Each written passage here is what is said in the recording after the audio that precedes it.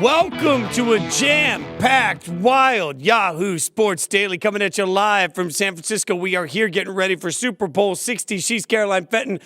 I'm Chase and Tee. And when I say jam-packed, trust me, we are ready. Should any news break in the NBA trade deadline world, if Giannis gets shipped, we will tell you about it right here. Dan Titus is waiting. We've got like 3 cars, 4 services, helicopters, whatever it takes to get Dan here. Frank Schwab also going to join us in the show today, lifelong diehard Bucks fan. So hopefully, if there is news, I'm sorry, Frank can hear me already. I don't want to make him an enemy. Ben Fawkes going to hang out with us. We've even got a mentalist. So when I say we are crazy today, we are absolutely packed to the gills. But you know what? We're having a big day. We're having a big day on this show because yesterday, this show went viral.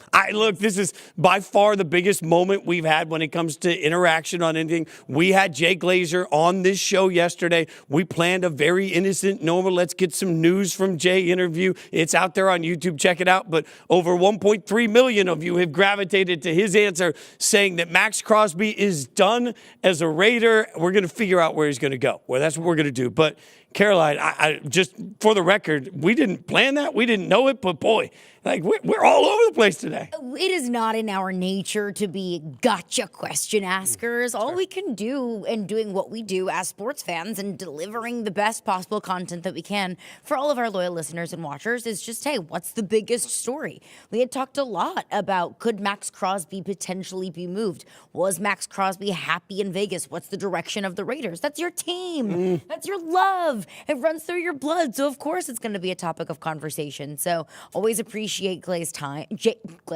Always appreciate Jay Glazer's time and all of his insight. Now we get to have a little bit of fun. When he goes viral on our show, we get to call him Glaze. This is how it went down. For any of you that haven't seen it on social media, we yesterday asked Jay Glazer what the future of Maxx Crosby looked like. This is how it all went down on this show. I think his time with the Raiders is done. I do. Okay. Before the draft? Yeah, probably, yeah. Is there a landing spot that makes sense in your opinion? A ton of them. I'm not going to say what it is yet because I'm going to try and help it out. Sure. What kind of haul do you think realistically a Maxx Crosby gets in general? He probably more than Micah. More than Micah is a staggering response. Maxx Crosby's time with the Raiders most likely done. What kind of haul will we get? Let's look at some of these because Jay made it clear that over 20 teams, if you watch the entire interview, you'll see he made it clear over 20 teams have texted him. Everybody seems to want in him. Let's take a look at some spots. Before we do get into landing spots, do you think that he is worth more than Micah? No. I'd be stunned to see Maxx Crosby get more. I would as well. And that's not any discredit to Max. Max has had some health issues over the last few years. And I just, right. I mean, he's going to be 30 soon. It gets a little bit dicey, and that return for Micah was so huge. I think it's fair to say that Micah and Max, to me, when it comes to impact on the field, they're on the same tier in my mind. They're in the same shelf. But I'd be surprised to see that level of return. Let's take a look at some places that maybe we think would be interested. We're not going to give you all 20, but let's start with one of the teams playing this weekend, the New England Patriots, because, Caroline, I know that Max Vrabel, you like this. I do. I love that pairing between Maxx Crosby and Mike Vrabel. And Mike Vrabel has a very blue-collar mentality. He has a very do whatever it takes to help the football team. One of my favorite lines that Mike Vrabel used all the time was, that guy's tougher than a $2 steak. And you knew that Mike Vrabel loved a guy when he talked about his toughness. I look at Max in a very similar light, a very do whatever it takes, lay your body on the line for the football team. And also, we heard Diana Rossini earlier this week on Radio Row say that she's talked to Maxx Crosby before, and he would love to play for Mike Vrabel. Now, obviously, there's so much more that goes into that. Do the New England Patriots have the capital that would be attractive enough for the Raiders to move on from Maxx Crosby? Let's say it's 2 firsts. Well, the Patriots are going to be picking 31st or 32nd in the draft. That's essentially a second-round pick. I think in order for the Raiders to trade in the AFC, and also knowing what the New England Patriots draft capital is looking like in 2026, they'd have to sweeten the pot a bit. Yeah, and that's where I think, to that point, there's not going to be anybody that's, in my mind, trying to acquire Maxx Crosby that makes sense for Max and for them unless they're on the 5-yard line trying to get in to go to the Super Bowl, right? So we're going to be talking about, to your point, 2 firsts, if we're really saying that, is kind of like 2 seconds. That's why I think a player would have to also be part of this conversation, and there's going to be a through thread through this entire conversation. I think that player that they would be looking for would be on the offensive side of the ball. So while I hear you, I think New England makes a lot of sense for Maxx. And Maxx and Mike Vrabel's defense, Maxx would be such a difference maker for that defense in the way they're able to attack the football. I think it'd be a great fit for him schematically. The Patriots would have to sweeten the pot with something, and I fear they don't have the offensive weapons. Yeah. That's a theme here because when you look at the next team, we'll talk about the Buffalo Bills. I'll say the same thing. The Buffalo Bills certainly want Maxx Crosby, and Maxx Crosby going to Buffalo would be great for that defense. It'd be great for all of us that want to see Josh Allen's team around him improved. But again, what are they giving up in return that would make it make sense for the Raiders? Those picks are going to be near the bottom of the round. Is it a player that can make that same impact? I don't know. Because I believe they want an offensive player, I don't believe that the Bills really have the offensive keys that they'll need to trade. So I'm not sure how Buffalo sweetens that. I don't think Buffalo's in the position right now to trade a 2026 first for Maxx Crosby. Because if I'm Buffalo, I'm looking at ranking the best receivers in this upcoming draft because that's what Buffalo needs. And I don't think that Buffalo's in a position right now to trade that opportunity away to draft a receiver in this upcoming draft. But also in that same breath, you're in a window. Go all in. If what the Raiders are asking for makes Buffalo a little bit uncomfortable, I think Buffalo's in a position to do that, to leverage, 2030 in order to go all in for 2026. Maxx Crosby obviously makes 32 teams in the National Football League better. That's not a question. Of course, all of these teams would be upgraded with Maxx Crosby, but can your resources be better used elsewhere? I do feel like that's the case for Buffalo. All right, so if we both agree so far we're having a hard time. Mama, we found one. All right, I think we got a spot here. Maybe we could agree that there is an interesting trade. Ready for this? The Cincinnati Bengals.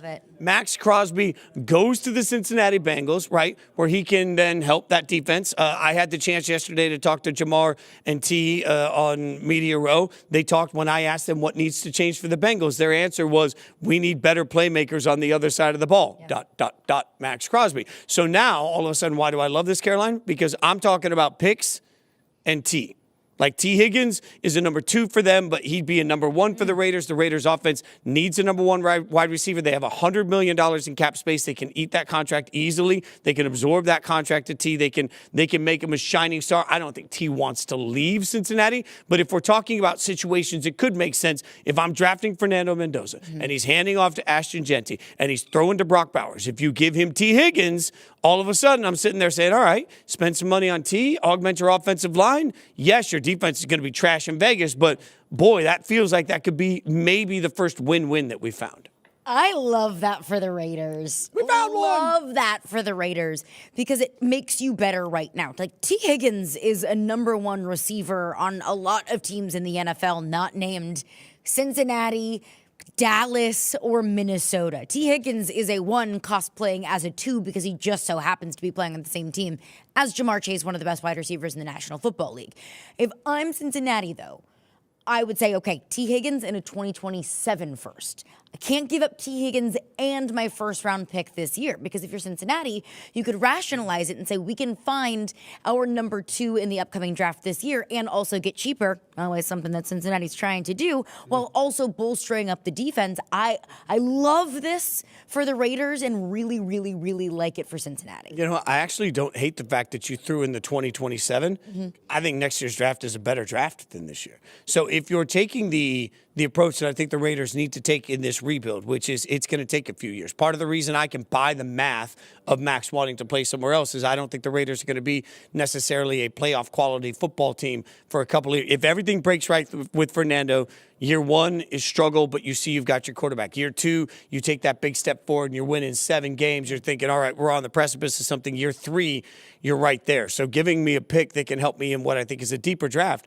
I'd actually buy that. That actually sweetens the pot a little bit for me. How about this one? While we're talking about, you can't talk about a trade in the NFL without at least asking about the Dallas Cowboys. Can you find a package for Dallas that sends Maxx back to Micahville and all of a sudden Maxx becomes the new Micah and then the Cowboys laugh at all of us?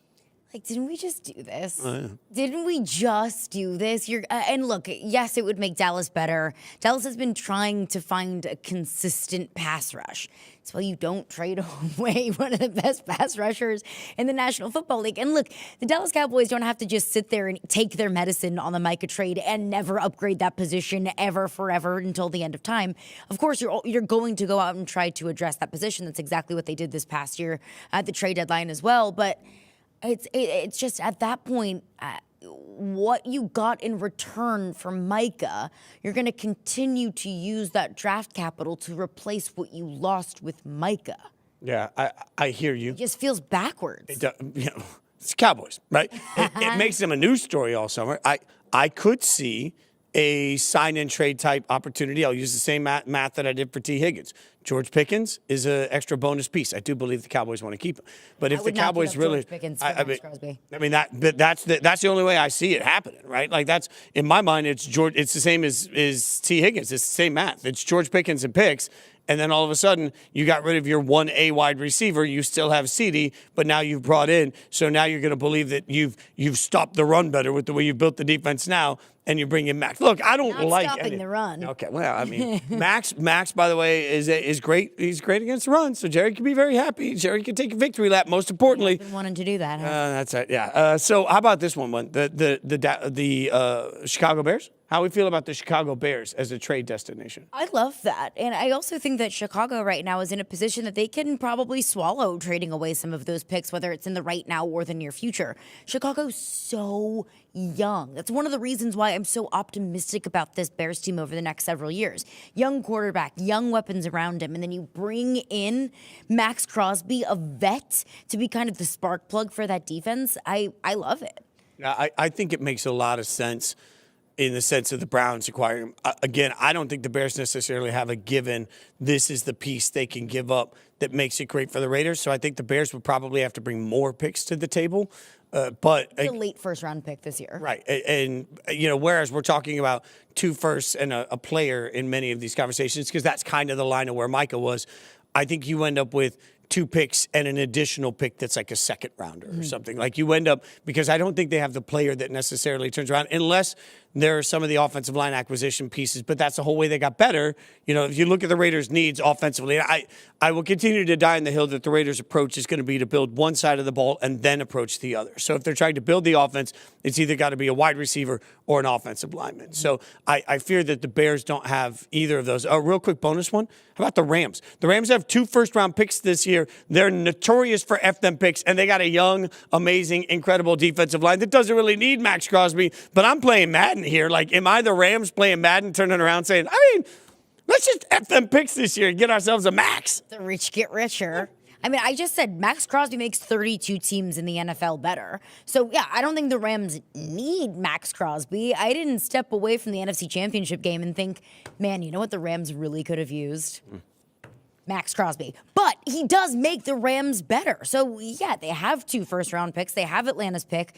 So, why not? Why not? The Rams probably also view themselves as very much so in a window. As long as Matthew Stafford is coming back next season, by all reports, it does seem like he will be coming back next season, the Rams are right there. The Rams can be knocking on the door of winning yet another Super Bowl. Why not continue to push your chips in the middle? F them picks. I mean, I just love playing video games. Basically, that's what this is. I don't think the Rams would actually do it, but it's fun to dream. I don't think so. I think the Rams right now have so much young talent on their defensive line. They're so stacked. If I'm the Rams, I'm trying to get out of this year's draft. I'm trying to get out of those 2 first-rounders for anybody else, and I want to move them to next year so that I have even more equity to try and move up for the quarterback I'm going to need, but I'm not going to be able to get because Matthew Stafford is going to have me back in the Super Bowl conversation. So I do think the Rams will want out of this year's draft. I just don't think they want. I think they want to move that equity to next year. Full transparency, by the way, I've had a lot of Raiders fans blow me up. Everybody knows my friendship with Max, and they all say, well, what's Max say? What's Max say? I just want to be open and honest here. I have text Max because I didn't know this was going to blow up. I didn't know it was going to be a thing. I have never used my friendship with Max for clicks. Like, we don't talk about business. I text him. He hasn't texted me back. So I don't know what any of it means, but I'm always real with the audience, right? Like I have texted him. I didn't text him to find out what he wants to do. I texted him to say, hey, man, didn't know this was going to blow up. You know, I love you. And that's all I had to say to it. Haven't texted me back. So that's the answer to the question I keep getting blown up with on social media. Plenty more to come. Again, we are on a NBA trade deadline watch, so the bat signals are out. If there's breaking news there, we'll let you know. But in the meantime, coming up next, Frank Schwab going to join the show. We're going to have Frank be the fixer-upper. He's going to turn around and fix some of these teams that need some help in the NFL.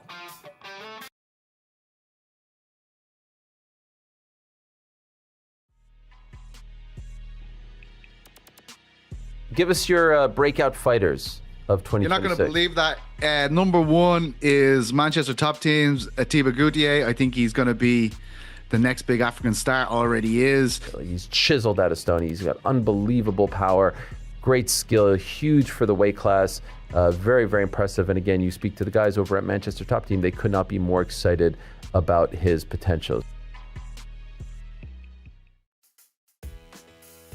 Usually I would dunk on a team that's 8-9 going to the playoffs. You don't deserve it. For Carolina, celebrate it. This was a big step forward season. However you got there, you wanted some hope. You wanted something to be happy about. You backed into it, fine. I don't care. The Panthers did have some quality wins this year. They did seem to be making progress. So for the Panthers, hey, step forward, good job, celebrate it. It's a really nice year for the Carolina Panthers to win this division no matter how they did it.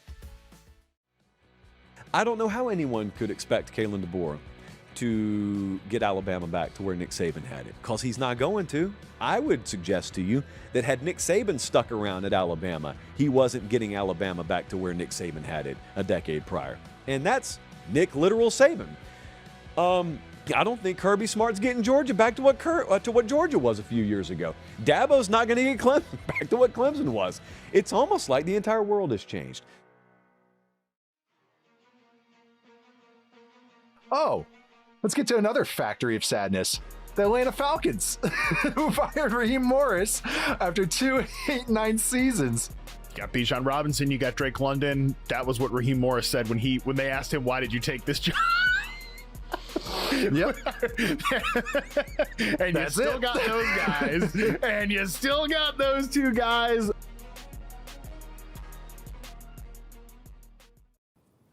We have breaking news at Yahoo Sports Daily. The Milwaukee Bucks have indicated to teams that they are keeping Giannis Antetokounmpo through the trade deadline and will start making other trades, sources tell Shams and ESPN. For that, we were bringing Frank Schwab on to talk to us about all things NFL. But we also know that Frank, lifelong diehard Bucks fan, how we feeling, buddy? I guess. I think it's inevitable in the summer. I mean, they're going to shut him down for the season. He's probably never going to play for them again. But I will say this. Can I say this? Can I go on my rant again? Yes, please. This is my rant. Giannis won Most Improved Player 9 years ago, and that's when NBA media started wishcasting a Giannis trade. At every point, Giannis has said, I want to be in Milwaukee. I love Milwaukee. Is a trade inevitable? Probably. But it's been wrong for 9 years. Who knows? Like, maybe we'll see the one last-ditch effort to try to get Giannis back to the playoffs. I don't think this is happening. I'm wishcasting this upon myself now that I hope Giannis stays. But business-wise, I guess this is best for the Bucks. They can figure out the best package of picks. The other team can figure out the contract extension for Giannis, all that kind of stuff. But yes, it's going to be a sad day when Giannis finally leaves, but it's inevitable at this point. I realize that. Caroline, I know you don't always love my or get my wrestling references. I'm just going to let you know. I am Vince McMahon, swaggy walking into the ring right now, just letting everybody know. One of us has been saying for months that Giannis would not be traded at the trade deadline. So you're getting a steak out of it too. I am getting a steak dinner out of this one. Oh, it feels so good to be this right live as it's happening. All right, we bring Frank on to. You don't get the steak, Frank. The steak is for me, not for you. But you get Giannis. You know what? You can come to the steakhouse and sit and just smell the steak while every bite I say Giannis. I'm the worst. Okay, so let's get to some football. That's why we have Frank on. We have to? Can we just talk about basketball the whole time? Nothing going on in the football world anymore. No, I don't think so. I don't. Why are we here? Yeah. There's a game on Sunday. I don't know if you. Yeah, a football game. People say.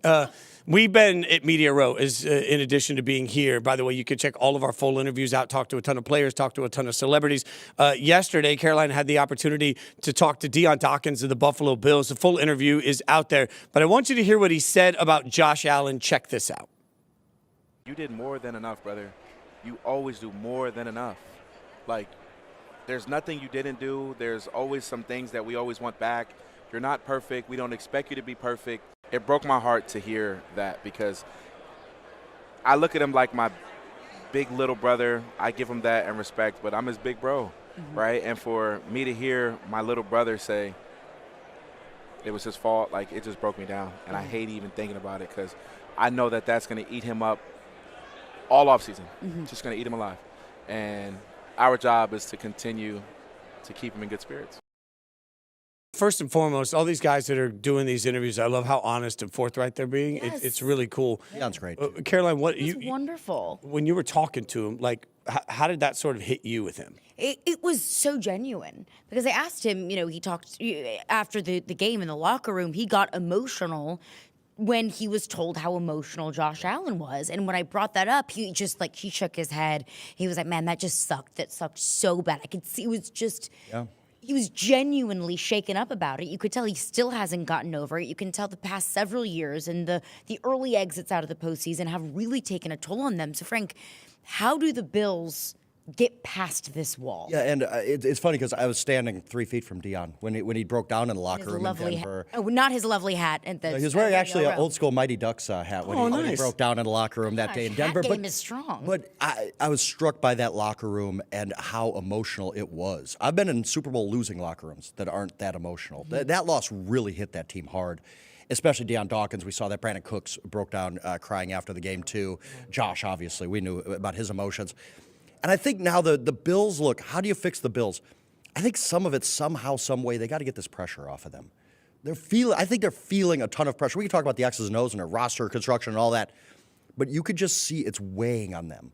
They're supposed to get to the Super Bowl. Josh Allen's supposed to make a Super Bowl. Look, they just fired their coach for making the divisional round, losing an overtime game there, because the only expectation there is we need to get Josh to a Super Bowl. And you hear this, especially in a small market like that. Look, I grew up, covered the Packers, all that kind of stuff. I know what it's like in an NFL small market.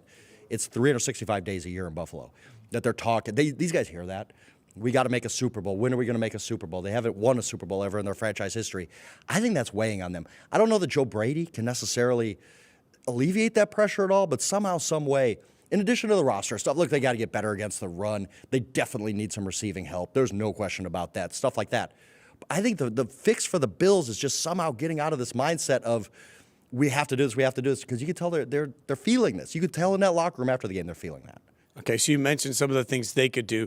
We're going to do a little fixer-upper here. So we're going to take a look at some teams that need some help, and we'll figure out how Frank would come in with the handyman, little belt and hammer. And Bob the Builder? Bob the Builder. Bob the Builder. Frank the Tank. Yeah, we'll go. We'll find something alliterative here for you, or rhyming. Let's go with this. How about the Ravens? What does Baltimore need to zero in? If you're walking into the mansion in Baltimore, how do you fix it up? And here, I'll kind of dodge this question, too, because I don't think the Ravens need a big fix. I really don't. I think that they have the pieces. Look, I picked them to be in this Super Bowl. I was wrong, obviously.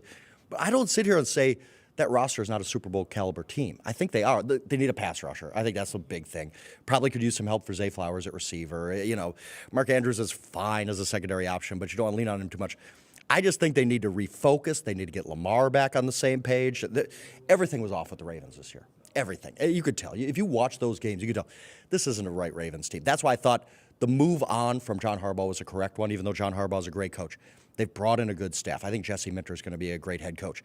Declan Doyle coming over from the Bears, a young offensive mind.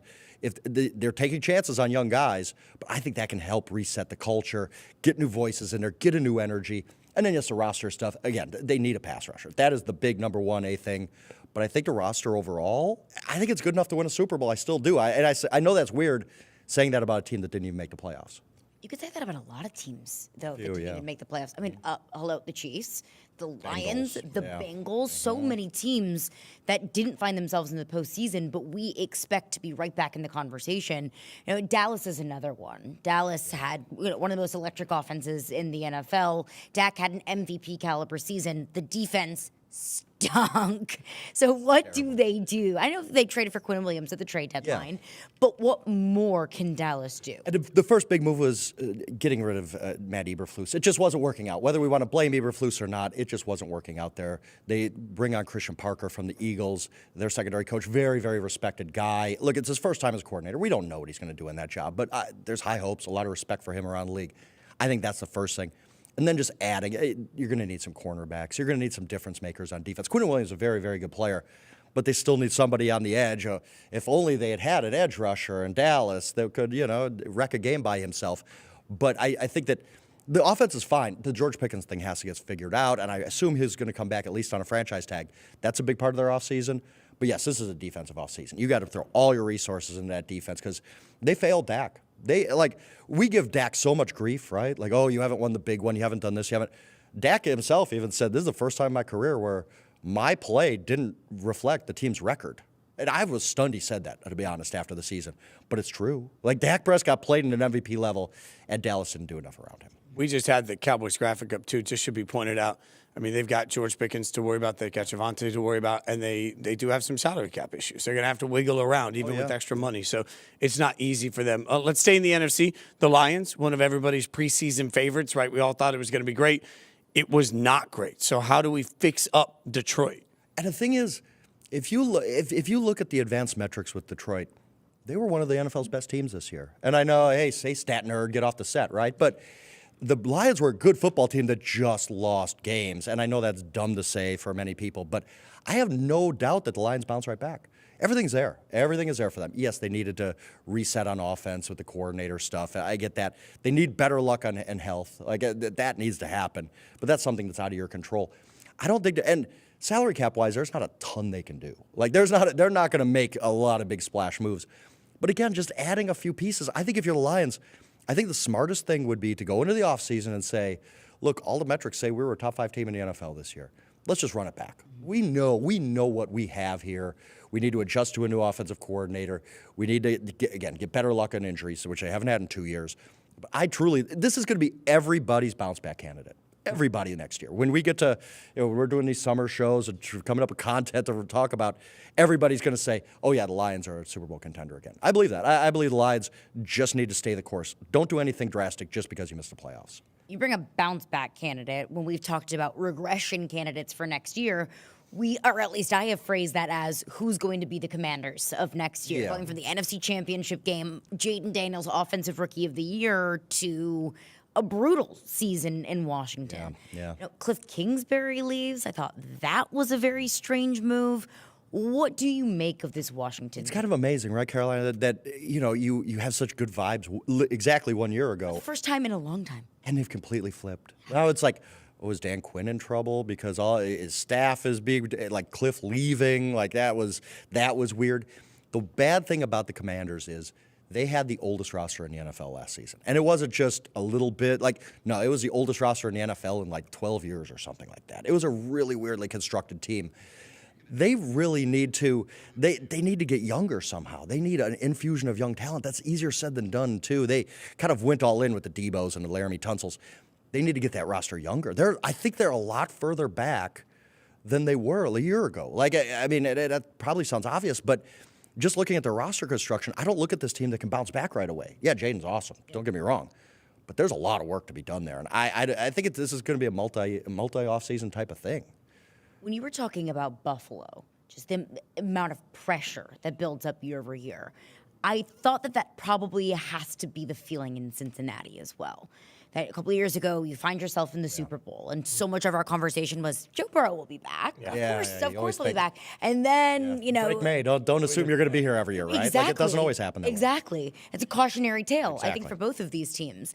But what can Cincinnati do? I mean, defense, right? You guys talked about Maxx in the last segment, and yes, a move like that, but that doesn't always come to fruition, especially with an ownership group that doesn't like spend a lot of money. Let's be honest. I think the Bengals are in a bad spot. I think they should have moved on from Zach Taylor, to be honest. There's not a lot of proof of concept. He's still living. He's still cashing checks off of that Super Bowl appearance. Because if you look since then, to miss the playoffs 3 straight years in Burrow's prime, you can't do that. And you can say, Burrow was injured. Well, part of the reason he's injured is because you haven't come up with a plan to protect him. Like this is self, so I think the Bengals on offense are fine. We all know that. Burrow's the man, everything. But they have two big problems. They need to rebuild the offensive line and they need to rebuild the defense. That ain't easy, especially when you don't have a ton of cap space. Yeah, you don't have a ton of cap. You don't have an owner that wants to spend cash. So I don't know. I don't know what they do because I think priority number one has to almost be the offensive line because Joe Burrow, like there were that weird, press conference late in the year where he's talking about being unhappy, not really liking playing football. You need to nip that in the bud right now. Make sure this doesn't become an Andrew Luck situation. But if you throw resources at the offensive line, what do you do on defense? We know that defense is one of the worst in the NFL. You're not winning with that defense. So I don't know how they fix this in one off season. Those are great thoughts from Frank on the Bengals. As always, you can check him out at Yahoo Schwab on social media. Read him on yahoo.com. Speaking of the Bengals, I had the chance to talk to two of them. Coming up next, I'll tell you what they had to say because Joe Burrow was all the rage and all the conversation. I asked Tee Higgins, I asked Ja'Marr Chase how they feel about Joe and what's going on in Cincinnati. You'll hear a little of it next.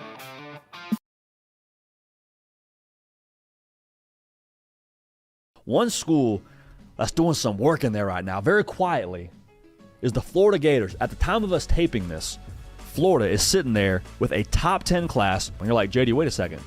Florida's got a top 10 class? Who have they added? And I think this portal class in general for John Summerall is a good reflection of just the overall vibe, attitude, persona of what you're going to get from John Summerall during his time in Gainesville. And I've been thinking about the Denver Nuggets here for a little bit. Jamal Murray's gonna have to carry a torch during this program. Like I know it's the Fresh Prince of Bel-Air looking around and no furniture around, but hey, he's gonna have to figure it out. What I will say that helps Denver is the return of this version of Aaron Gordon. And I very specifically mean this version of Aaron Gordon. And I know you might have a twinge of concern that he may do too much, but it was good early and they need it now. Have you had a chance to kind of unpack all of it? Yeah, I don't know that I have yet. I think it's just another reminder of how wild pro football can be. I've lived it so many times. I mean, I think going back a little over 2 years ago when I tore my Achilles to now, there's been a lot of curveballs and a lot of change. And I was told a long time ago in pro football, you got to be comfortable with being uncomfortable. And I'm reminded of that time and again.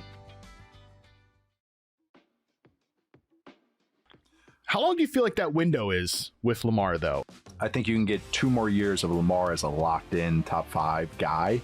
And then I think after that is when it's like, okay, maybe he ages to more being a top 12 guy, which is still good. Maybe more of a tier 2 guy in my brain.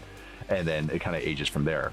Russ went from like a tier 2 guy that fell off to a tier 3, tier 4 guy. You're going to have that drop off at some point in your career. If you're a competitor, fun is in the winning. You know what I mean? Nobody is having fun losing. So I feel like that's what he meant is we're losing. That's not fun. That's not fun for nobody. You know what I'm saying? I feel like that was the main thing, and people just took it out of proportion and blew it up and made it something that it wasn't. When you're winning, that's the funnest. You know what I'm saying? The game feels the funnest to you. And at that moment, he probably hit a wall where if it didn't feel fun for him.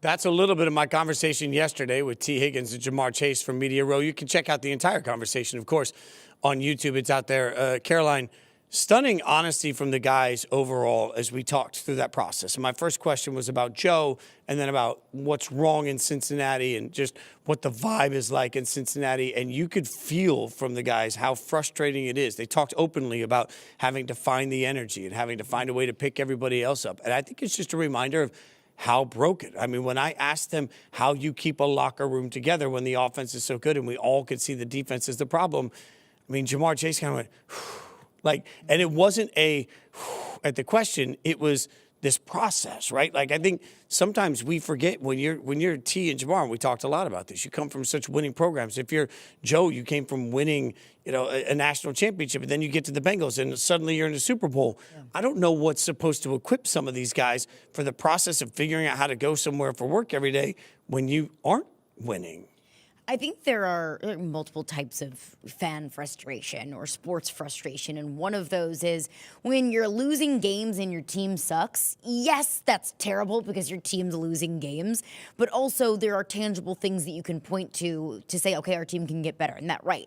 I think another type of frustration is what the Bengals are feeling and what Bengals fans are feeling, and that is, we should be good. We should be winning football games. We have an elite quarterback in his prime.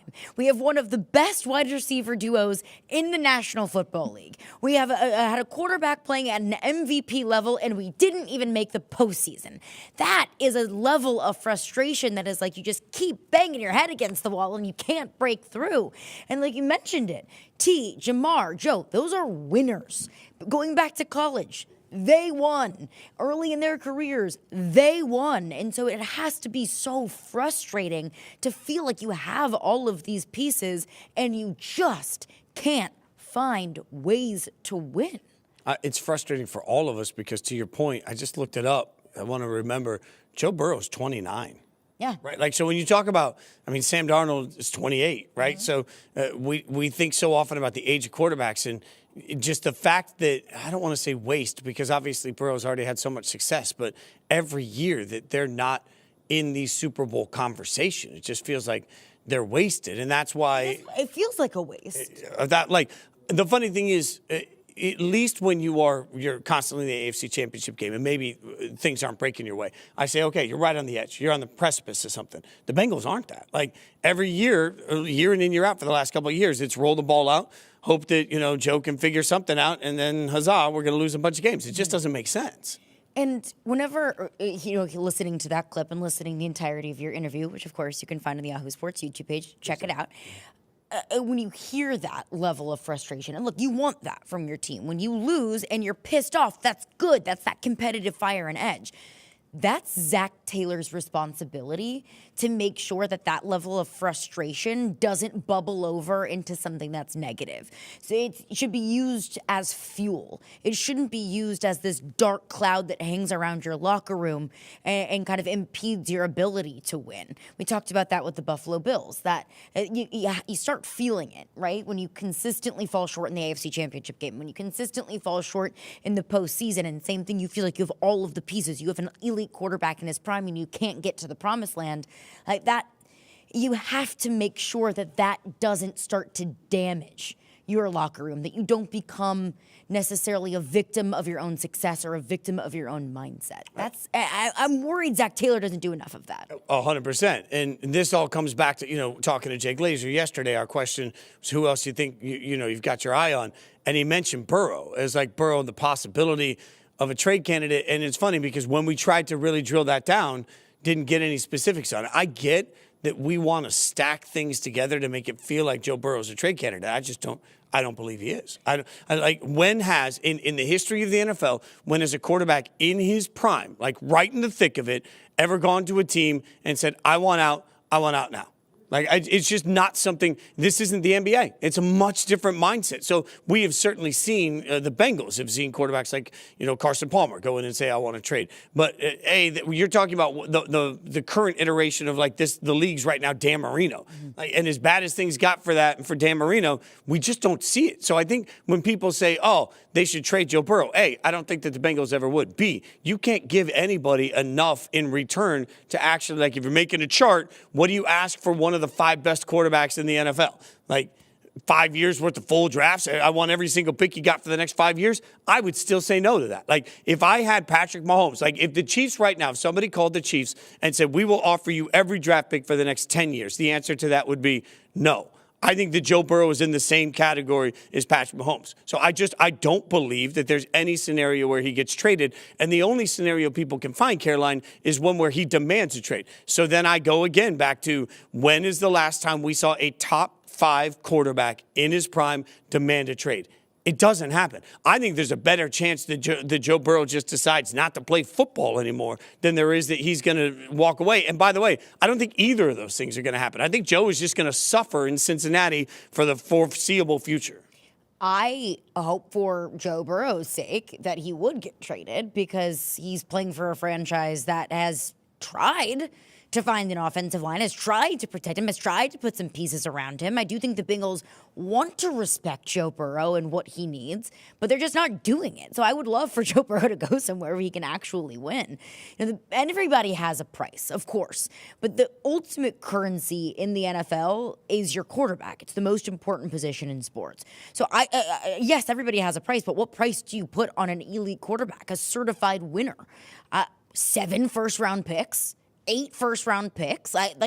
That's what we're talking about in the stratosphere of Joe Burrow. That's ridiculous. I don't think that the Bengals should take any sort of trade package in return for Joe Burrow. Because if they did trade Joe Burrow, what a deeply unserious football organization you would be. I mean, to have an elite quarterback in his prime and you say, man, we tried to keep him happy. We just couldn't. And you trade him away. That you may as well be telling your fans, hey, Cincinnati, we don't actually care about winning football games. Hey, Cincinnati, we don't actually care about our fans, because what you're doing is basically just pooping away your opportunity at winning games and being a relevant franchise. Yeah, I mean, this is where I just pulled up his salary cap numbers, or where he is on his salary, and certainly he's got, looks like 4 years left on this deal. There's a potential out after 2027 if the Bengals wanted to get out of it. Again, they clearly don't. But all of that to say they've got him locked up right now under contract until he's 33. Not only do they have him locked up until he's 33, his cap hit number right now this year is $48 million, then $52 million, then $53 million, then $57 million. That's a lot of millions. But that's a bargain compared to where I think it's going to be. I think we're going to see, like, when Lamar this year is, like, they're talking about $75 million. Like, when we look at the way the salary cap is rising, by the time we hit to 2029, a $57 million, mid-level starting quarterback is going to make $57 million. So I look at all that and say, so they've got him under contract until 2029, at which point in 2030, they can franchise him. In 2031, they can franchise him. Like, I don't see a way that Joe Burrow, unless he retires, gets out of Cincinnati until he's 35 or 36 years old. The Bengals aren't going to say, you know what, here, Joe, man, you're not happy.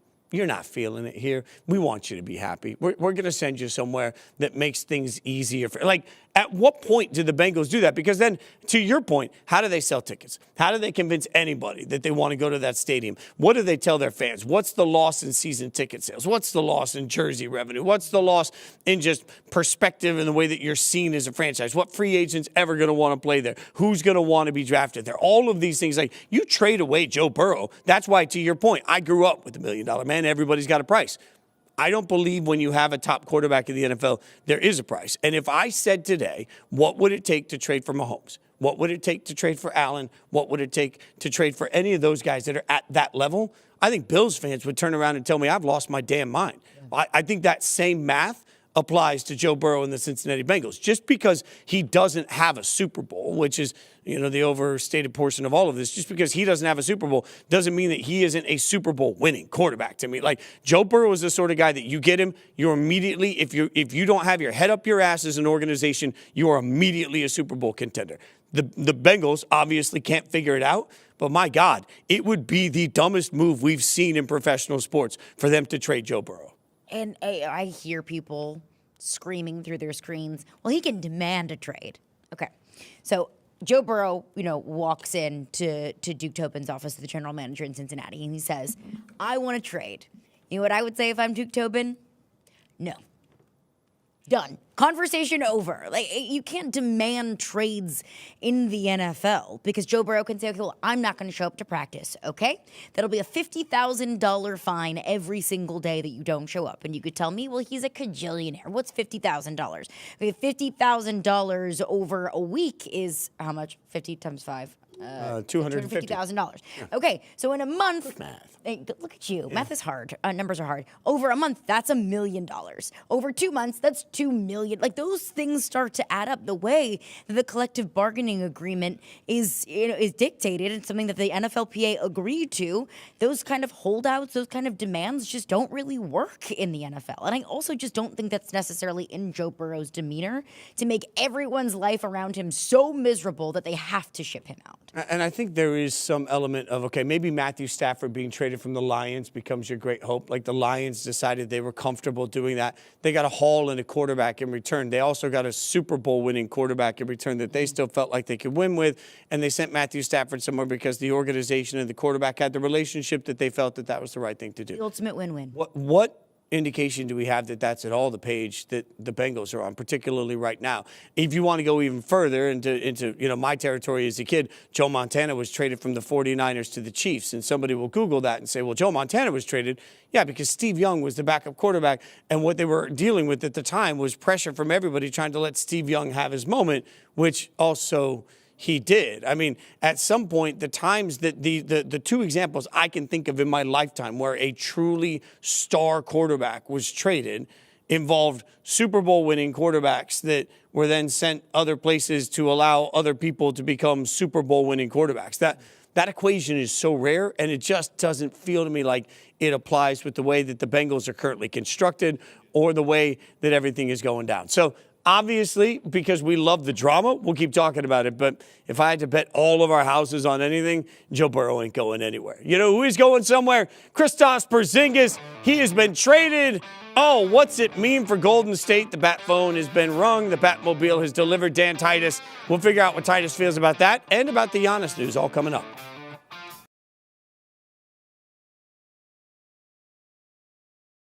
Penn State has imported Iowa State. It's the best way I could explain it. Penn State has now taken Rocco Beck. They took RB1. They took wide receiver 1. They took 3 offensive linemen. I detest that this is how college football works at the moment, but it's the way it works at the moment. And that is when you take a head coach, part of the thinking behind hiring the head coach is who he can bring with him. And in Matt Campbell's case, it was basically whoever he wants. I'm very fascinated to see which direction they go here, because I think that Roman, this is the deal with him. He's not terrible. He's not offensive as an offensive coordinator, but he can get you to a certain point. You need somebody else to get you to the next point. I think he's done a good job with Herbert, getting him to run more and getting him to push the ball down the field. Now I'd like to see, someone kind of just, again, give him some more quicker options. That's the type of stuff I'd like to see from the next coach.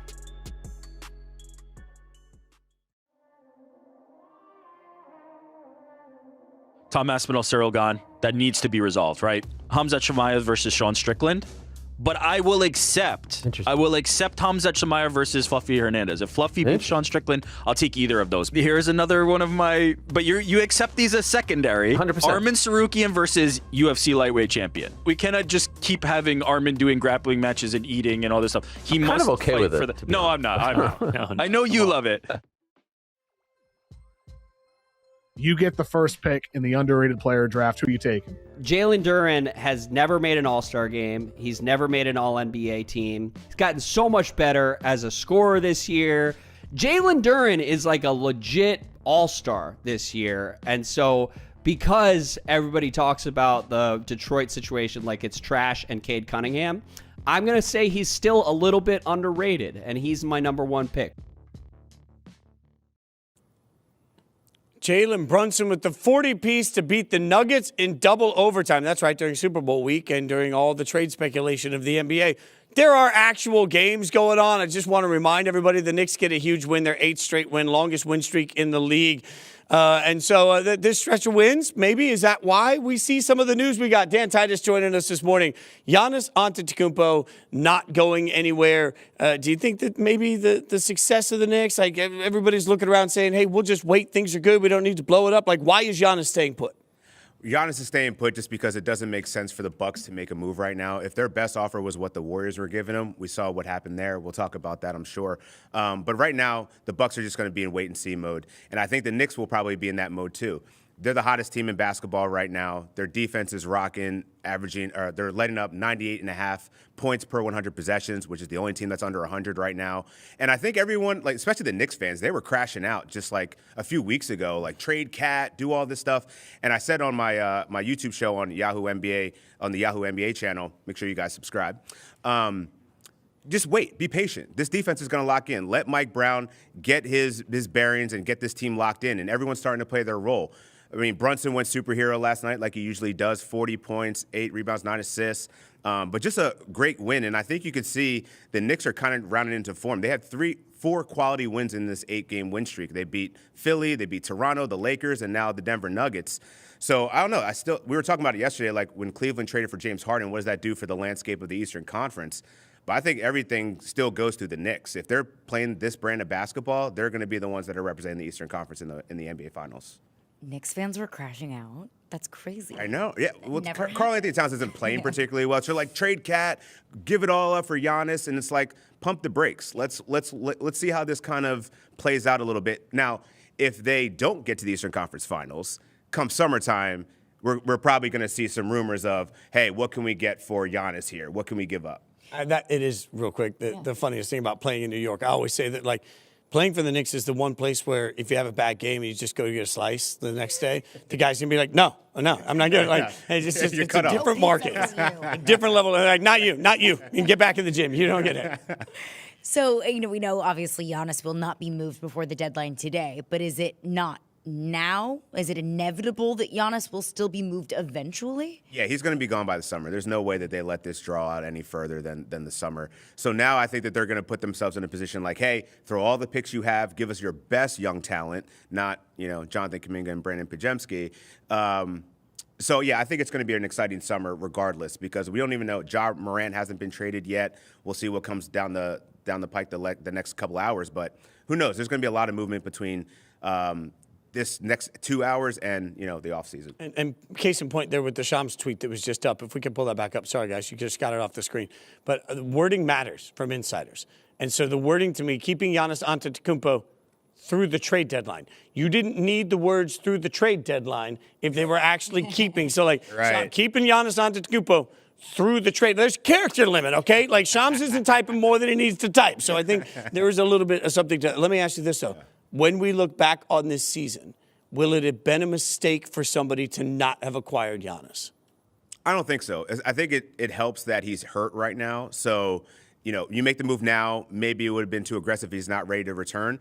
But I think that everyone's going to put their best packages together to get ready for this offseason. And you're starting to see certain teams positioning their financial cap because they're trying to make space for, hey, we're going to take a plunge, once the offseason comes around. We had another trade yesterday. Buddy Hield and Jonathan Kuminga to Atlanta in exchange for Kristaps Porzingis. I mean, finally. Yeah. Finally, we see some move for Jonathan Kuminga. Yeah. I saw the picture of Nicole Kidman after her divorce, like walking out. She was so happy, like walking on sunshine. That's Jonathan Kuminga this morning. What do you make of that for both of these teams? What does that mean for Atlanta and for Golden State? Yeah, I'll start with Atlanta. I think that they won on this trade because they get a chance to let Jonathan Kuminga have that reset button. He's been wanting to have a bigger role in the offense. I think it's going to be interesting, though, because they have a lot of wings in Atlanta. So how he's going to fit with Zachary Ricochet, that's been a big question mark for Atlanta. They haven't been getting what they want out of the number 1 pick. So potentially, if he plays well, maybe he plays himself into his next contract and could be a fixture of that offense going forward, that team going forward. But for the Warriors, what are you doing? Like, Kristaps Porzingis, he's played 16% of the available minutes this year for the Atlanta Hawks. You're not reliable. So if you're talking about a window of time of keeping Steph Curry in that championship window, it's gone. Not only that, you got rid of Jonathan Kuminga, who was like your only young asset. You acquire Kristaps Porzingis. He's old. He can play if he's healthy, but like if he's healthy. So at this point, I think the Warriors' season is a wrap. They're 8th in the Western Conference right now. You can turn the page in the book. I don't know where they go from here. This is a disaster class from their front office. I mean, we're in San Francisco, right? And I went to the game the other night, and there is a palpable energy in this city. There was about the concept of Giannis. So now instead of Giannis, Porzingis, That's like, your consolation is prize. this the beginning of the end of Kerr and Curry in Golden State?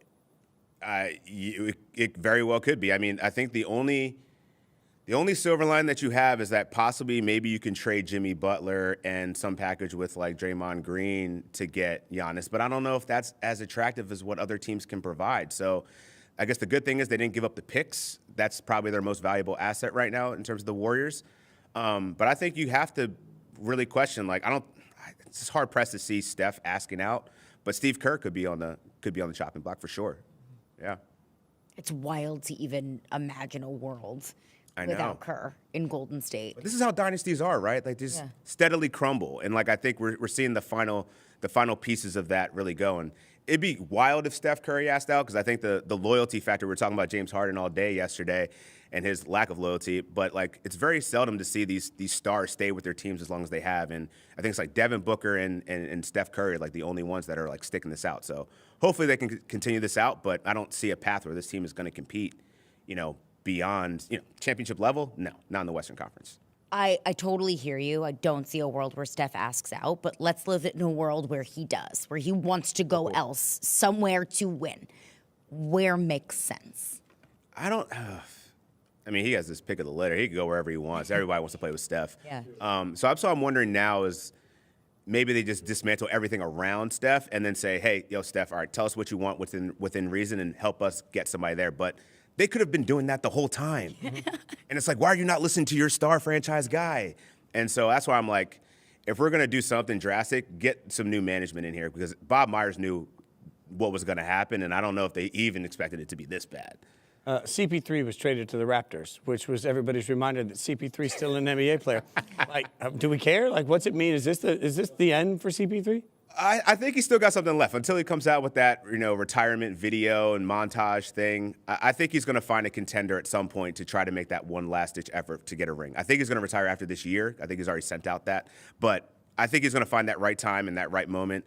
What team would align? I wish, from a Sixers, I think that would be a good move, but I don't think he's on the best relationship with Daryl Morey. So there's a couple players I feel that way. But I feel like now it'll be a good spot for Chris Paul to kind of pick and choose, like, what locker room can he infect? Maybe there's an injury that happens that he can help a team get over that last minute, last stretch of the season. We also saw Kobe White sent to Charlotte. What does that mean for the Hornets? Great move. They're one of the hottest teams in basketball right now. They've won 8 of their last 10 games. To me, that's a move like, hey, right now we're going to try to make the play-in. They're only a game out of the Bulls. The Bulls are just dismantling their entire team, so why not go for it? But I think the better part about the Kobe White story is that he's on an expiring deal, but they can re-sign him. And he's from North Carolina, born and raised, went to UNC. He was a beast. So what better situation to be prideful, play in front of your family, your friends. I think it's a good situation. They get a bona fide baller there that can play make, he can score.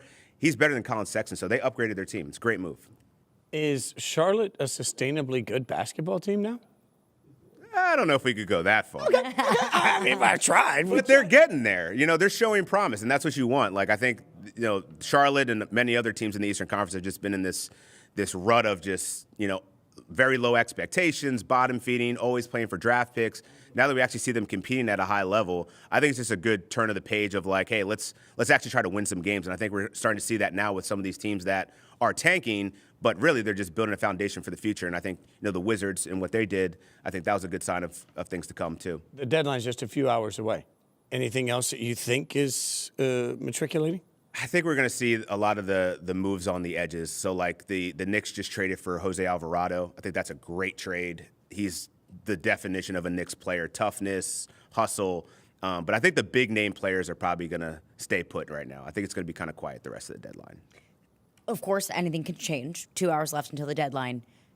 Biggest winner, biggest loser right now? Biggest winner. Biggest winner. Well, I'll say the biggest loser is the Bulls, just because what are they? I don't even know what they acquired. From a fantasy perspective. Is there a biggest winner or loser from a fantasy perspective? So if sticking to the Bulls, I think Jalen Smith is probably the best winner from a fantasy perspective. Now that Vooch is on the Boston Celtics, he's going to have the front court to himself pretty much. So if you have him, you stashed him, great move. I also think Onyeka Okongwu is going to have a good end of the season run here because now Kristaps Porzingis definitely isn't there. They haven't made any moves. There's been rumors that Daniel Gafford has been linked to the Atlanta Hawks, but hasn't been done yet. So I think he's going to have a nice little second half of the season too with the Atlanta Hawks. But also quietly shout out Santi Aldama. Memphis got rid of all their players. Like Jaren Jackson Jr. went to Utah, so I think he's actually going to have a nice little end of the season run there too for fantasy You have been as clutch as anybody ever could be. You're allowed to tear down your cot in a couple hours do and it? actually go home. By the way, did we get a fresh cut? Did we get a fresh cut? Yeah, man, I was looking rugged yesterday, so I had to slide up, talk to my man and get a little fade going. Should have hit you up to find out. It looks Next time you come stellar. out to the bay, I got you. That was 100%. Like this is what we notice. Great stuff from Dan Titus as always. Thanks Hasn't for seen the sun in days. 100%. Thanks so much for the insight all week. You have saved our butts over and over and over again with your insight. We really appreciate you hanging out. Love it, guys. Great time. All right, great stuff from Titus. Coming up next, just when you thought it couldn't get more incredible in San Francisco, it will. We have the most unbelievable guest we've ever had coming up next.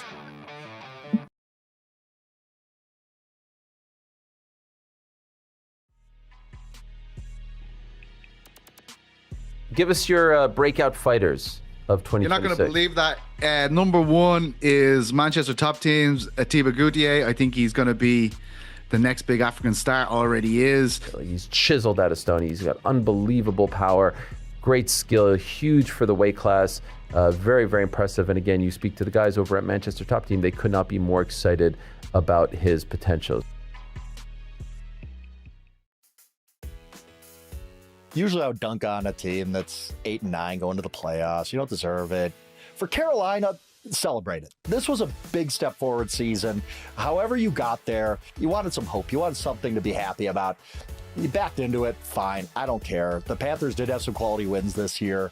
They did seem to be making progress. So for the Panthers, hey, step forward, good job, celebrate it. It's a really nice year for the Carolina Panthers to win this division no matter how they did it. I don't know how anyone could expect Kalen DeBoer to get Alabama back to where Nick Saban had it, because he's not going to. I would suggest to you that had Nick Saban stuck around at Alabama, he wasn't getting Alabama back to where Nick Saban had it a decade prior. And that's Nick literal Saban. I don't think Kirby Smart's getting Georgia back to what Georgia was a few years ago. Dabo's not going to get Clemson back to what Clemson was. It's almost like the entire world has changed. Oh, let's get to another factory of sadness. The Atlanta Falcons, who fired Raheem Morris after 2 8-9 seasons. You got Bijan Robinson, you got Drake London. That was what Raheem Morris said when they asked him, why did you take this job? Yep. And you still got those guys. And you still got those two guys.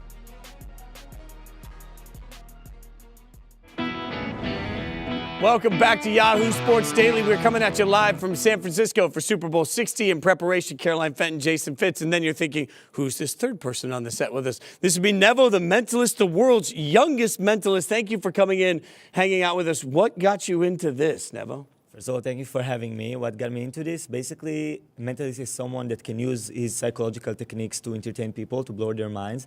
That's most of what I do, performances. But some of what I do is basically using those psychological techniques to help sport teams back in my hometown in Israel from the mental sides. And now we're talking about Super Bowl, what's going to happen. And for me, it's all about the mental side. It's just not just to do the right thing, but to be like careful with your mentality to do the right, to not do the wrong things. So I'm always analyzing games, trying to predict games, matches. I cannot tell you what's going to be the final result, but I'll do something else that will blow your mind. That is remarkable. So what are kind of some things that you look for? Is it facial expression? Is it body language? What are the first things that you try and identify in people?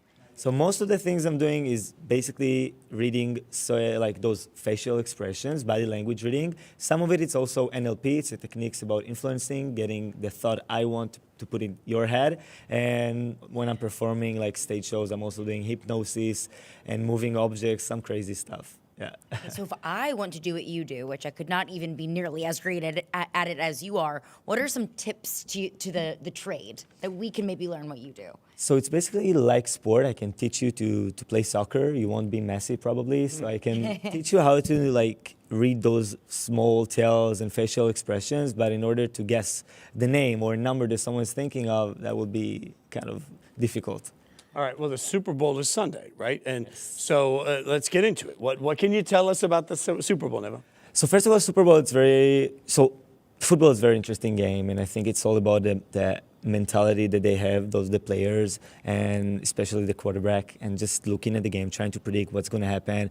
And it's like 1 or 2 seconds that you have to make the right decision. You should run, you should throw the ball, what should you do?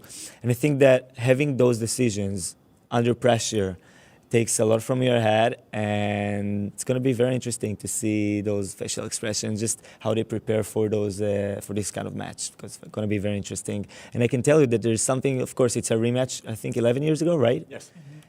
Something interesting is going to happen. Last time it was a surprise for the other side. Maybe this time it's going to be a surprise for... I cannot tell more. Is that maybe just you're heeding your warning to run the ball at the goal line, perhaps? I can't tell you more than what I've just said. So is there a specific sport that's maybe easier to read, or where your emotions are more important? Yeah, definitely. I think that, first of all, soccer, it's easier for me to predict, just because I can see just the players when they warm up. I can see what's going on in their head and like what's going to happen in the match. And of course, like 11 players, and like all the techniques, what they can do, how they like the positions and everything. So for me, that's easier to read. And the most difficult, actually, it's NBA. Oh, wow. Yeah, it's basketball. Because like you cannot predict it. Every time like something changes, and it's not something that is easy to predict. Like if okay, he's always, I don't know, trying to do a move and then shoot it and like outside of the 3, and then he do something else, cut for the inside. Always things changes, and it really depends on then like their vibe during the game. Well, we've got you here, and you are the world's youngest mentalist. I'm excited for this. What do you got for us? Okay, so let's do something. First of all, I brought a chalkboard with me. I wrote something on the chalkboard. It's kind of a prediction for later. And I would like you maybe do you have your cell phone with you? I do, yes. Okay, open your cell phone. Okay. And here's what I want you to do. I want you to go on Safari, open a new page on Safari. Okay. And I would like you to try and think of someone from sports. Okay. It can be from the past, from a currently player. You have a name? I do. You didn't tell me the name? No. No. But you have it in your mind right now, Yes. right? Okay, look at me. Okay, so open Google. I'm going to try searching for something. Look at me. Search for this person. Okay. This is what I'm getting. I don't know. Okay, hold it close to your chest. Okay, I did not tell you. You didn't tell me first time we meet, right? This is what I think. On 3, we're both going to turn the cell phones. 1, 2, 3. What do we have? Let me see. Oh my gosh, I have Molina? chills. Oh It's my God. Yadier Molina. Yadier Molina. I tried to really try and do a deep cut. I wasn't doing Michael Jordan around here. Yeah, you tried to make it unpredictable, but yeah, Yadier Molina. That's incredible. I have chills. That's just the start. That's wild. It's so scary. I literally, like, y'all, I watched her type it here, and we just met a moment ago. So this is. And I don't even there's think no we've way. ever talked about Yadier Molina ever on this show, or maybe ever in our entire. There's not a chance. Like Yadier Molina could come in here right now and hug me, and I'd be like, yeah, okay. So like that was. Yeah, it's not something you can predict, but basically getting inside your head, trying to understand why you think of that. So it's not that I really know what you're thinking of, it's more how you think, so I can either manipulate you or take that thought from your head. Did you read my mind? Yeah, kind of it. But I want to do something with you, Jason. So I told you I wrote something here. I'll just take a last look on the chalkboard. Yeah, it's good. Okay. So I wrote something. It's a prediction for a couple of minutes. Now it's the other side. It's a prediction for a couple of minutes. I want you to close your eyes for a second, Jason, and imagine Sunday. Imagine what's going to happen. Try to be in the situation, feel the environment, and I want you to imagine the score, the final score. What's the result? Don't tell me who is winning. Just give me numbers. You want me to say it out loud? Or Yeah. No? Yeah? Yeah. 38-13. 38-13. So 3-8, 1-3. Yes. Swear, because people think we set it up. 38-13. You asked me to Right now- envision a score, and I looked at the scoreboard, and it was 38-13. That's what you just said. I didn't ask you to think of it before. That's the We score. haven't even given our predictions. No. No. It's the first time I've ever said 38-13. 38-13. Oh, come on. Come on. How? That's No insane. way. That is insane. No way. Oh, my God. 38-13. Why did you think of 38-13? You asked me to put myself in the Sunday situation. I envisioned a Sam Darnold touchdown to Jackson Smith and Jigba, and I looked up at the scoreboard, and the scoreboard said 38-13 in my mind in big, like, neon letters. So that's it. Like, oh, my God. Crazy. Thank you so much. Oh, my God. That's incredible. Wow. That is absolutely Winning wild. for the Seahawks. Well, and for Nevo. Yeah, I mean, Yeah. That is amazing. Thank you. Thank you. What else do you have in store for 2026, Nevo? So I just recently, I'm 21. I recently moved to the U.S., to New York. Yeah, thank you, 3 months ago to New York. Flying all over the United States, performing, doing TV events, corporate events, private events, predicting sport matches. I have a special plan for the World Cup. So stay tuned, all of the social media, because I'm going to do prediction for every match of the World Cup. I told you soccer, it's easier for me. And we can do something together about it. And basically that's it, performing, sharing my talent, trying to inspire people, learn them how to use more of their brain. They should really realize that if you know how to control your brain, you can achieve way more, manifesting, doing really, really good and beneficial stuff for your own life. So just doing good, blowing people's minds, and having fun from sport. It's really incredible. Well, welcome to the United States, and thanks for sharing your gift with us. I hope we can hang out with you again soon. You guys can follow him on Instagram. Nevo the Mentalist is how you follow him on Instagram. Nevo the Mentalist. Get out there, follow him. Congratulations on all your success. I'm mind blown. 38-13. By the way, y'all just got my Super Bowl prediction, I guess. I didn't know it was going to be 38-13, but they're all waiting for my prediction, but I'm not going to give it to you. Oh, see, that's smart. He's much smarter than I am. Nevo, thank you so much for your time. We appreciate you. Thank you so much. All right, coming up next on Yahoo Sports Daily, some more Hall of Fame controversy. We will tell you about it next.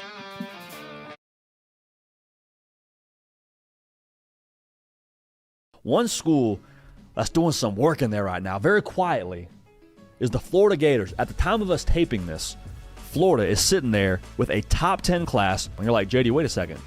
Florida's got a top 10 class? Who have they added? And I think this portal class in general for John Summerall is a good reflection of just the overall vibe, attitude, persona of what you're going to get from John Summerall during his time in Gainesville. And I've been thinking about the Denver Nuggets here for a little bit. Jamal Murray's gonna have to carry torch during this program. Like I know it's the Fresh Prince of Bel-Air looking around and no furniture around, but hey, he's gonna have to figure it out.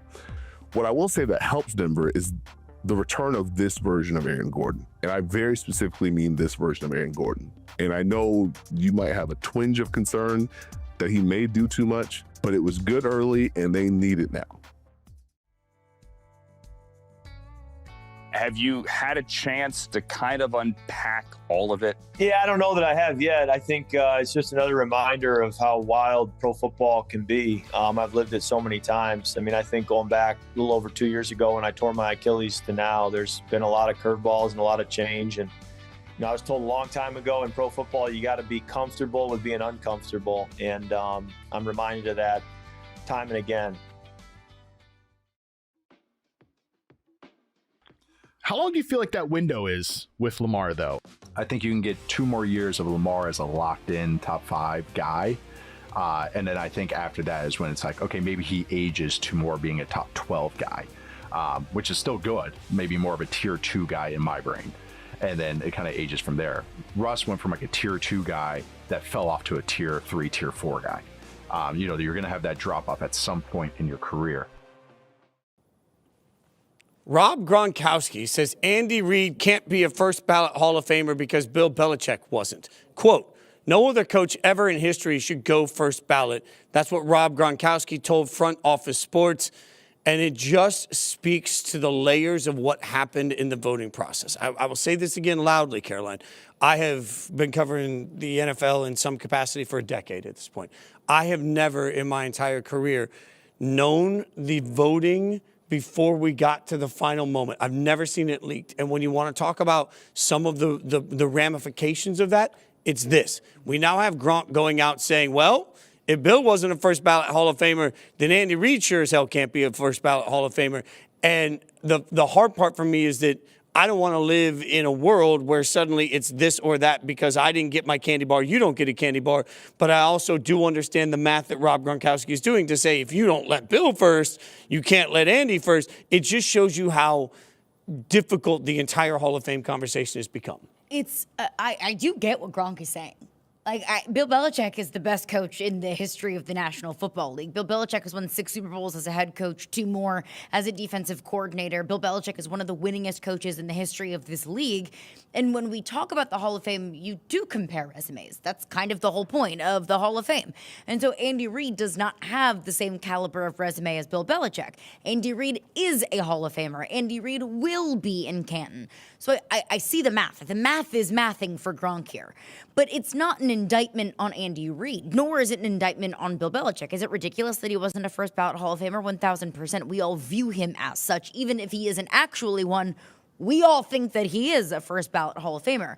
It's more of an indictment on the process, that we can't punish Andy Reid or we can't punish any other coach that's going to be eligible for the Hall of Fame for Bill Belichick not getting in because it's a process issue.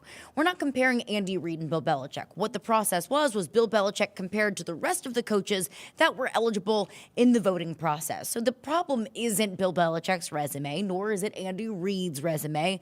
The issue is the process. If we are picking apart Andy Reid and Bill Belichick, that is an indictment in the process in and of itself. Yeah, but I'm also sitting here wondering if Gronk's family ever taught him the basic principle that 2 wrongs don't make a right. So the way we're going to write this is just to punish everybody else, or are we going to fix the process? This is the most jarring part of what's happened with the Hall of Fame in the last 2 weeks that I don't think has gotten enough coverage.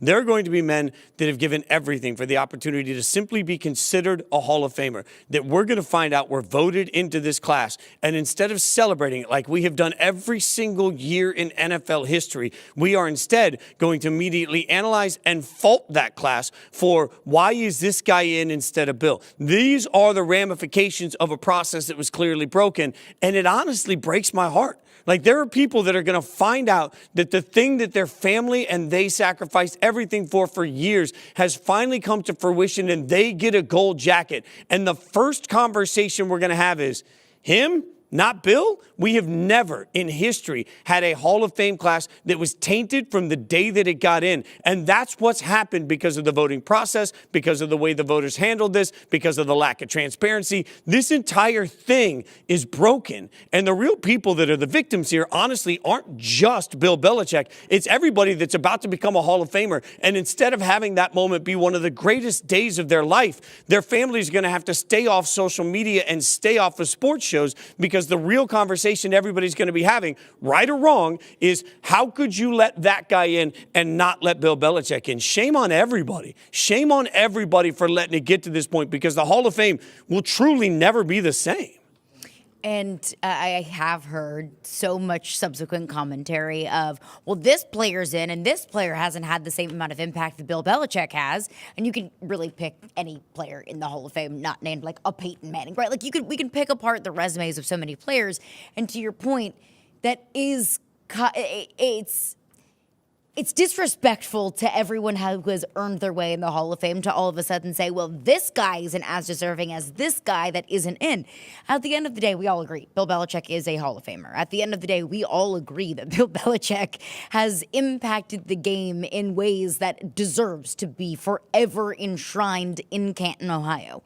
We all agree with that. That's the whole thing that we're all getting at here is we all want to, argue back and forth. The Andy Reid can't get in if Bill Belichick isn't in. When at the end of the day, we all agree all of these guys deserve to be in the Hall of Fame. So instead of pointing at what we're not supposed to be pointing at is ripping apart the resumes of guys who deserve to be in Canton, we're not looking at the real root of the issue. And I think, Fitz, that's the frustrating thing for me. Because while I agree with Gronk and his sentiment, it's like, you're missing it. You're missing the point here. Yeah, and to me also, when you start talking about this entire Patriots legacy, every single time when Brady comes up, like one of the hardest things about being a fan of an epic ending that didn't go your way, like the Tuck rule, right? Every year when there's snow, it's, best playoff endings, snow endings. I have to relive this terrible thing all the time. I honestly think every single time a Patriot comes up for the Hall of Fame, it's going to tie back now to a Bill Belichick conversation. When Brady comes up for the Hall of Fame, it's going to be, oh, what did they do to Belichick? And the hard part about this, I will say loudly, if your answer is, well, it's tainted because of Deflategate or because of Spygate or any of those things, that's not your punishment to give out Hall of Fame voters. It is truly not your right. It is not within the written bylaws for you to consider those things in your voting practices. So if your answer is to punish people, my question is, what gives you the opportunity to do that? Like, the Hall of Fame is only supposed to be impacted by what you did on the field, which is why there are murderers in the Hall of Fame, right? Like, at the end of the day, divvying out punishment was not the right of any of the voters until we put all 50, and I think, frankly, they should double that number to 100. But until the Hall of Fame puts more voters on and then makes them, at the end of their vote, not only announce the Hall of Famers, but put every single one of them on a podium with a microphone and ask them why they did what they did, why they selected what they selected, there will be no accountability. But the problem is now we've created question marks. Like, this Belichick cloud is going to hang over the Hall of Fame, not just today, not just tomorrow, not just for years. It's going to hang over the Hall of Fame for a generation, because this is one of those moments. And look, I'm not a fan of making people recast votes, but at some point, everybody that runs this process had to look at it and say, wait, guys, are we sure we got this right? Like, there had to be a better fail-safe, a better guardrail for this, because now, man, the entire process is going to be about the failure of Bill Belichick for the next decade. Like, and next year when he gets in, people are going to say, well, did he get in because he deserves it or because there was pressure on the voters? Like, this is just, it's a never-ending conversation. That's dumb. I'm sorry. That would be a stupid conversation. Did he get in because he deserves it or because of pressure from the voters? Because he deserves it. It's Bill Belichick. He has 8 Super Bowls. 100%. He was the architect of the modern dynasty of the National Football League. Like, of course he deserves to be in. But can you imagine Bill Belichick? Now he gets to sit back and all of his haters are talking about how wonderful he is on TV. Oh, man. And on the radio and on the internet. Like, has there been a bigger 180 after the other biggest 180? You know, Bill Belichick went from being up here to then all of the North Carolina and the Jordan Hudson of it all. We all looked at him so differently. And I was on record saying, and still kind of believe, I don't think anyone has tainted their legacy as much as Bill Belichick has over the last calendar year. And now here we are, everyone's singing the praises of Bill Belichick yet again, and he's sitting back and getting to enjoy.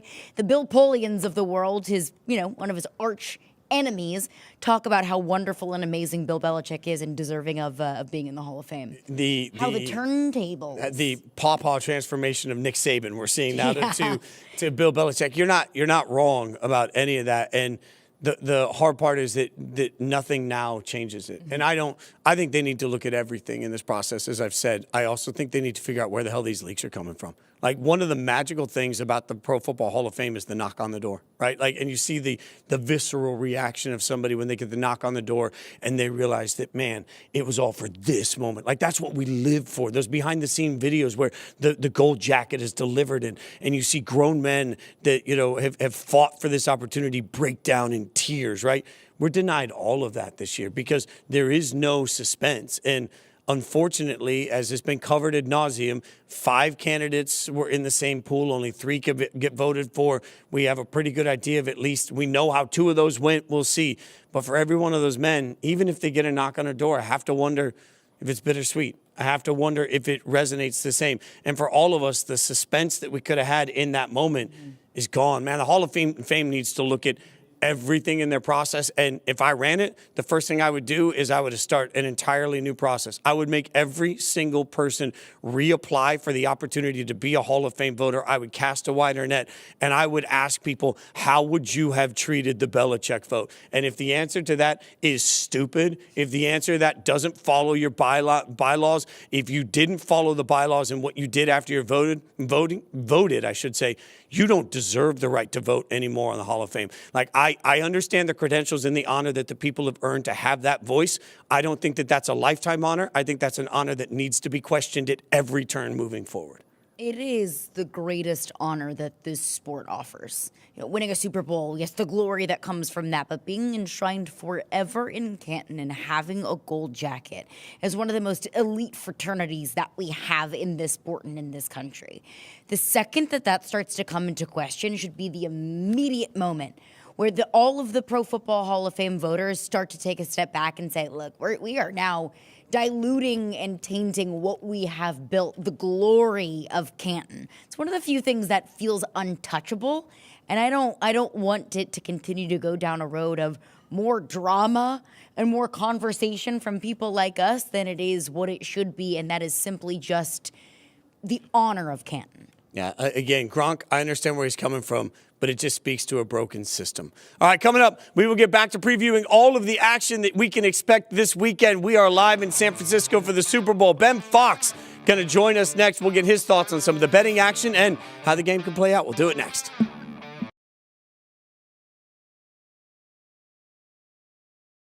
Penn State has imported Iowa State. It's the best way I could explain it. Penn State has now taken Rocco Beck. They took RB1. They took wide receiver 1. They took 3 offensive linemen. I detest that this is how college football works at the moment, but it's the way it works at the moment. And that is when you take a head coach, part of the thinking behind hiring the head coach is who he can bring with him. And in Matt Campbell's case, it was basically whoever he wants.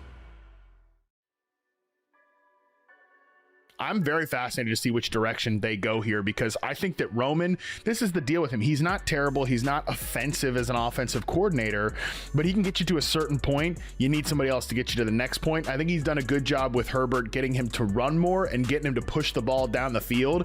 Now I'd like to see, someone kind of just, again, give him some more quicker options. That's the type of stuff I'd like to see from the next coach.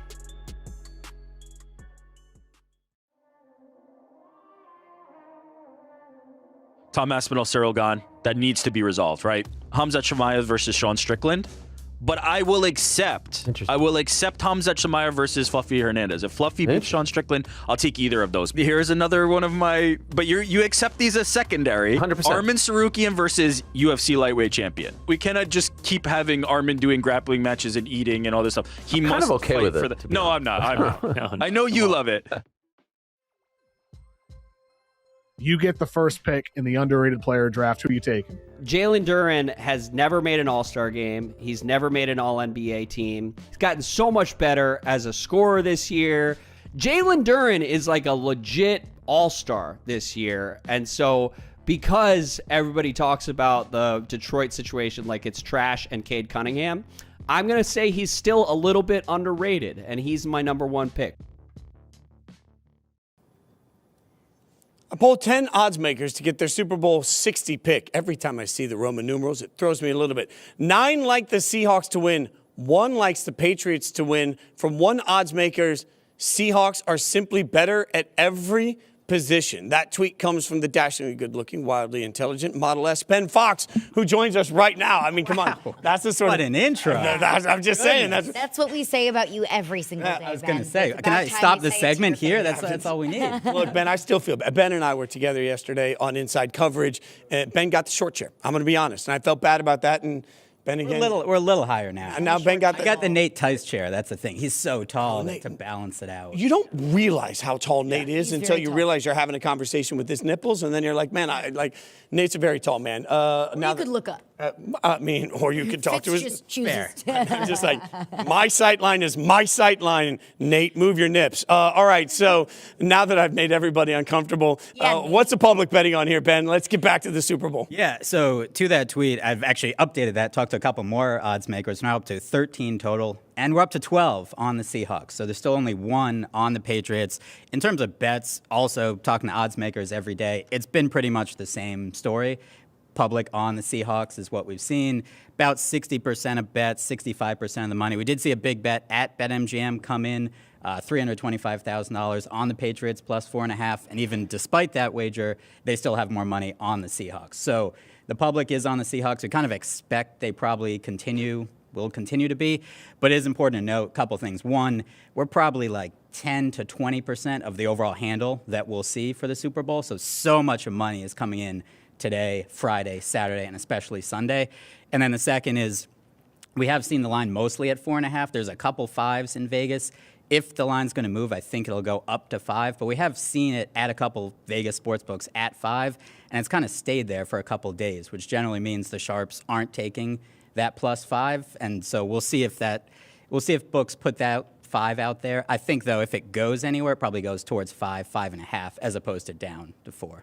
You mentioned it. Seattle, 4.5-point favorite, which 4.5 points, not massive, but substantial. Yep. If we want to look at some historical context, how have 4.5-point favorites in the Super Bowl fared in recent history? Yeah, this was an odd one looking this up because you kind of have your, you figure the favorites are generally going to win and cover. The last 25 years, actually, we've had 11 games here where a favorite of at least 4.5 points in the Super Bowl. Underdogs 10-1 against the spread in the last 25 years with 6 outright wins. So probably more than you would expect.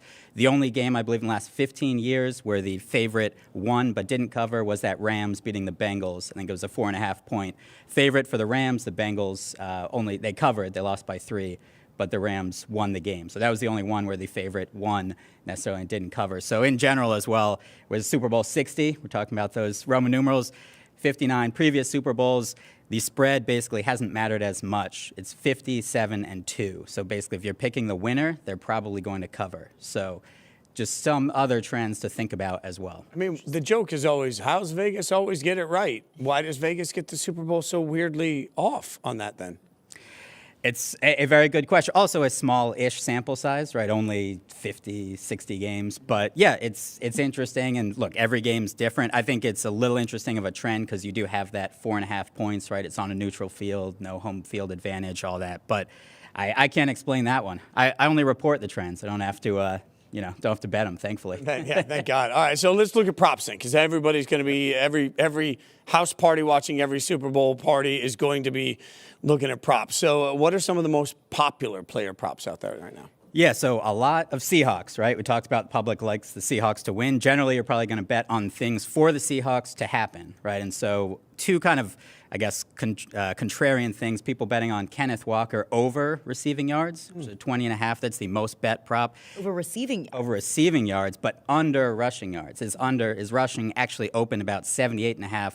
That's been pushed down by respected money, and then the public also betting it. So that's down to 70.5. So it's under 70.5 rushing yards. And then Sam Darnold, a lot of, over interceptions, and then over 250.5 passing yards as well. So Sam Darnold generally to do good things, maybe to throw that interception, but Seahawks players and a lot of overs as well for the Seahawks, as you would expect. Any on the Patriot side of things? Not as much. Hunter Henry was one that stood out. I think he was 38.5 receiving yards. And then not necessarily a popular one, but I know some sharp action on Mac Hollins under as well. Under 2.5 receptions, under receiving yards. I think that opened around 29.5 down to 25.5 or so. So generally the respected bettors are going to find one small market and then kind of attack that. So that's been one on the Patriots. But in general, the public has been looking for Seahawks players to bet. Heavy on Seattle. I just have a love affair with rushing props for quarterbacks. A number of rushing attempts, number of rushing yards. Drake May, that is one little spot that I'm thinking about taking a little taste. We'll see. What about some of the weird props, the coin toss, the Gatorade bath, all of those sorts of things? Like, how do those play out in the Super Bowl in general?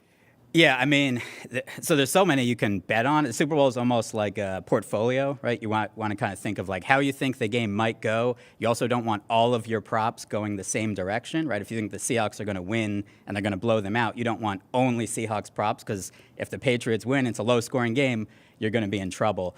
A couple I think are interesting. One, people generally like the octopus.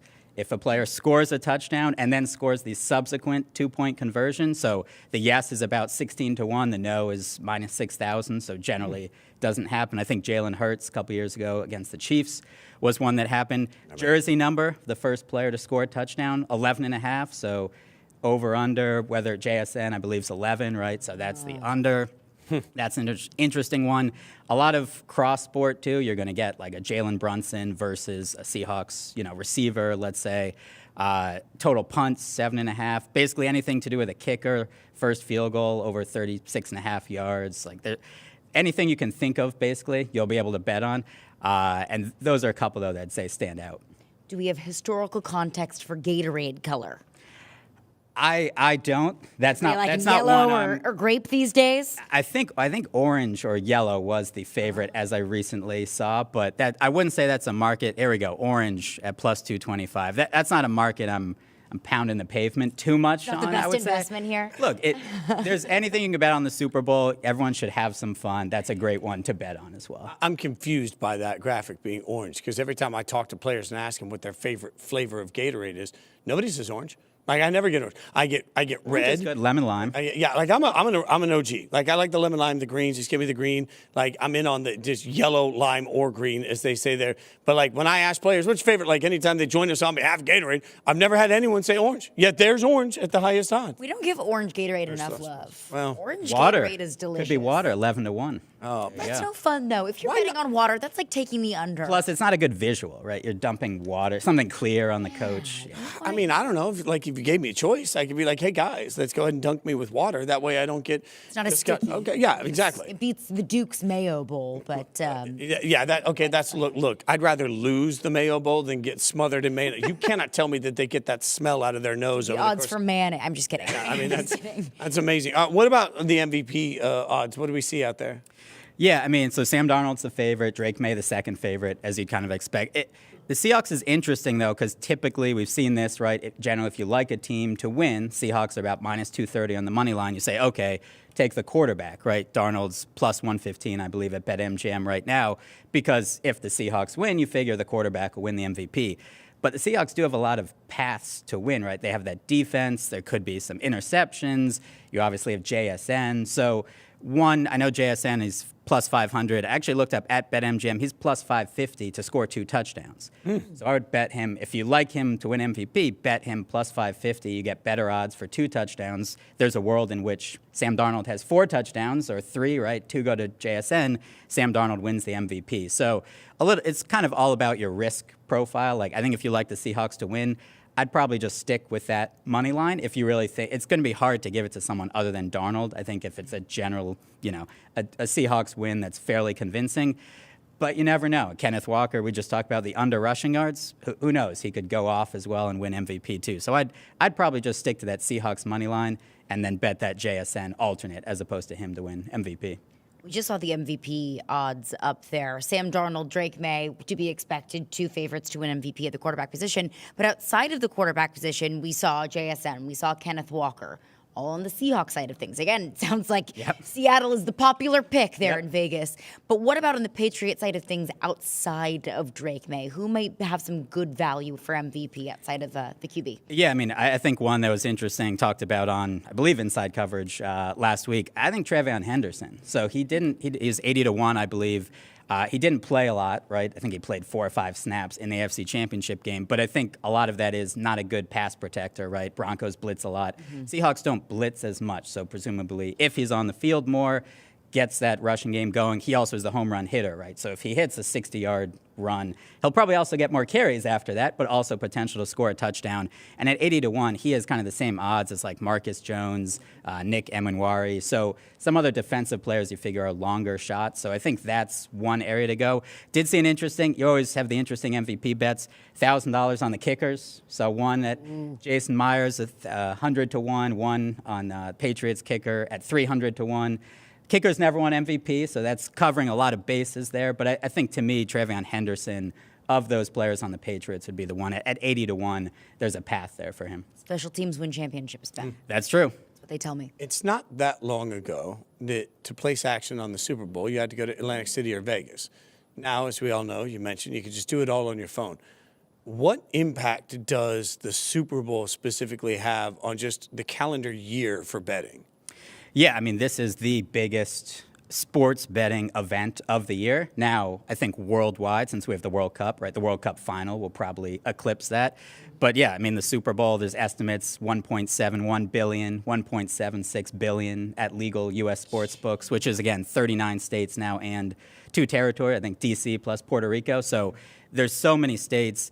There's so much to bet on. It is interesting, this Super Bowl, though. I have talked to odds makers. It's been a little slower, I think, than some others. Just that The Patriots, you love them or hate them, but they've been out of it for a couple years. And the Seahawks, Pacific Northwest, people don't know them as well. Sam Darnold and Drake May. You don't have that Josh Allen, right? Patrick Mahomes, Lamar Jackson, a big profile as well. But the Super Bowl is it, and also it's one of the few games where public money matters a lot, right? And so we see all this money on the Seahawks.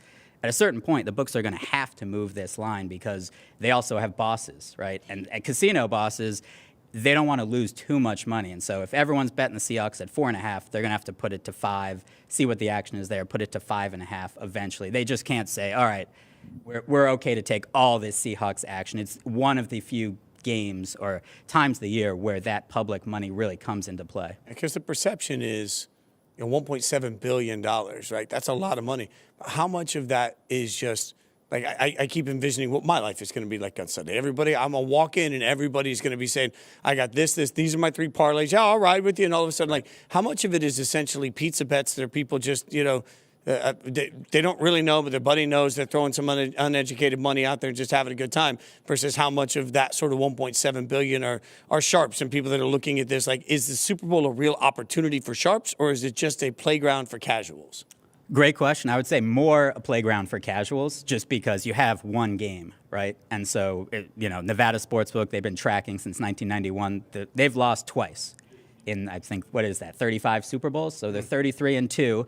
They've been profitable in 33, and they've lost very slightly in 2 of them. And a lot of that is props. Now over 50% of the total dollars wagered, total handle, is on props as well, so a lot more money on the props.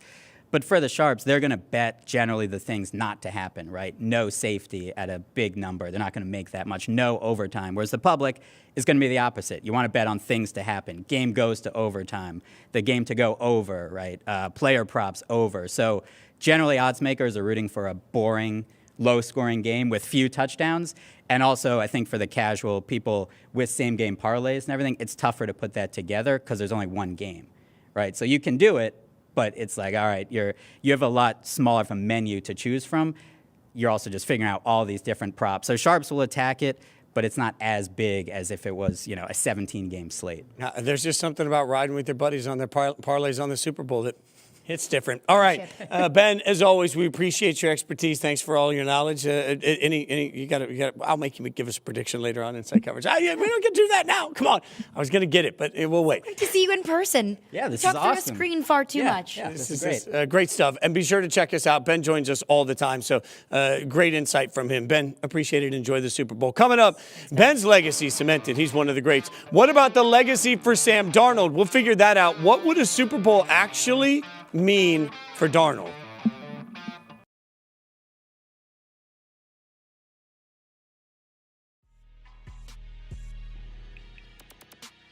Give us your breakout fighters of 2026. You're not going to believe that. Number 1 is Manchester top teams, Atiba Gutierrez. I think he's going to be the next big African star. Already is. He's chiseled out of stone. He's got unbelievable power, great skill, huge for the weight class.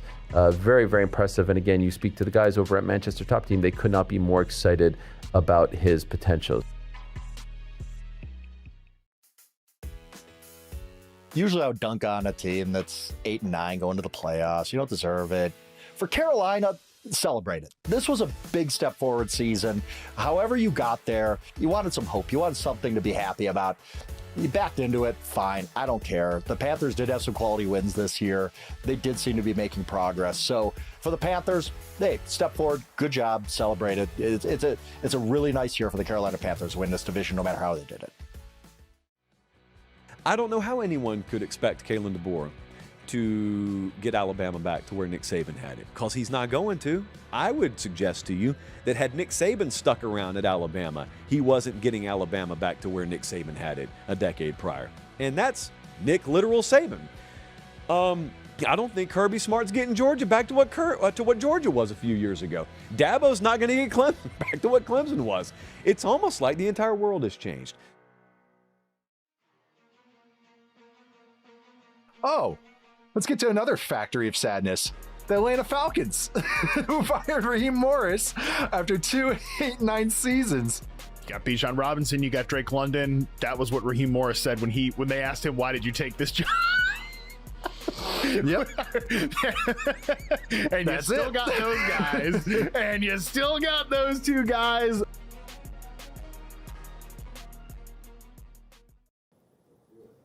You see the Super Bowl MVP odds there, and the shortest odds belong to Sam Darnold at plus 115, which raises a question because certainly we've talked yesterday about Drake May's legacy. We all talk about Drake May's legacy, but legacies for quarterbacks oftentimes, right or wrong, whether I hate it or not, are made or broken in the Super Bowl, right? So, Caroline, I'm looking at this. I'm looking at a starting quarterback that has won 14 games back-to-back years. I'm looking at a starting quarterback that, had a couple of bad games with the Vikings at the end of the season. That's fair. Had a couple of bad games against the Rams in this process. We thought might have a problem. And then he went into the NFC Championship game, and he outdueled Matt Stafford. And now he finds himself in the Super Bowl. In my mind, the final sit down, shut up, color in your book, and I don't want to hear what you have to say about me anymore moment can come for Sam Darnold with a great Super Bowl performance. There is something about this opportunity for him that I think would have to change the but that everybody wants to put on his name. I think being here already changes that narrative. I agree. The way that he played in the NFC Championship game, the fact that he was not a passenger in that game, he, like you said, went pound for pound, shot for shot with the likely league MVP in Matthew Stafford. Kind of shut me up a little bit too. Because for so long this season, I've said, yes, the Seahawks should win, but I'm just so worried about Sam Darnold turning into a pumpkin. I've talked about that less and less as the season has gone on because he's proven himself more and more. It's the Super Bowl. What happens in this game changes your narrative. It changes your legacy. And I think that's fair because it's the Super Bowl. It's the biggest game of the year. Winning championships changes things. And what I don't want to hear, Fitz, is, Will Brad Johnson, Trent Dilfer, Joe Flacco, Nick Foles all won Super Bowls. And if we want to bring those guys in, no disrespect to those guys, if we want to bring them into the conversation as we're talking about Sam Darnold, I don't think that's fairly or accurately portraying what Sam Darnold has meant to this team. I think we've all been very spoiled with the Bradys and the Mahomes of the world. The guys that can say, F it, I'll put the team on my back, I can do it myself. Those guys are wonderful and amazing, and we talk about them in that sort of light for a reason. But those guys are few and far between. There are a lot more Sam Darnolds out there in the NFL than we have Patrick Mahomes. But I think more than it would change, even more than it could change Sam Darnold's legacy, I think if Sam Darnold does win a Super Bowl, let's say he does win Super Bowl MVP, it's going to change our perception of how we view quarterbacks. So quickly we are to label guys as busts. So quickly we are to just move on from a guy, say he's not the guy, we'll move on and forever we'll throw him into the trash bin of quote-unquote busts. We'll write them off so quickly. We've seen Baker Mayfield have a career reclamation. We've seen Daniel Jones have a career reclamation. And if Sam Darnold gets to the mountaintop, we'll use him as the example moving forward. And I think until the end of time of, well, maybe we shouldn't be so quick to label X, Y, and Z as such because he could be the next Sam Darnold. And I think that's a good and healthy conversation for us to have. Look, I've always said, just because you can't cook today doesn't mean in 5 years you can't be a great chef. Sometimes time on task means something. We want microwave success for quarterbacks. What I can't figure out is why we have had the but hanging over the head of Sam Darnold at every single turn. But we don't do the same to Baker Mayfield. And I would argue that in the last 2 years, Sam Darnold has accomplished more than Baker Mayfield has at any of his peaks in his career. You mentioned Daniel Jones.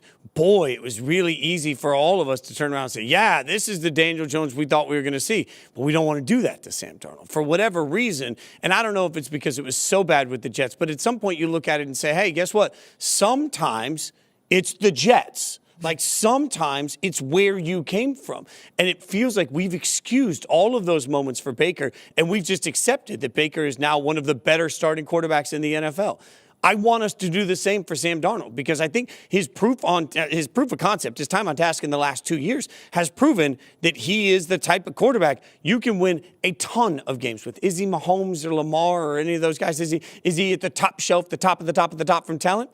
Maybe not. Who cares? If you have Sam Darnold, you can get to the Super Bowl. To me, every question that's ever been asked about Sam Darnold has now been answered with the NFC Championship game performance, because as I keep screaming, the Seattle Seahawks defense that I love, you love, the whole world loves, was not the reason they won the NFC Championship game. Yes. Sam Darnold playing lights out with Jackson Smith and Jigba is the reason. So to me, the legacy's already changed. The conversation's already changed. The way we talk about Sam Darnold tonally has already changed. My fear is that if he lays an egg in the Super Bowl, rather than the same grace that we gave Patrick Mahomes for 2 times having a bad Super Bowl, which we'll say, well, that's the offensive line and that's the injury. Yeah, we allow context. My fear is that I'm going to turn into a TV show that everybody yells at each other on Monday morning, and they're going to see, that's why you can't stand.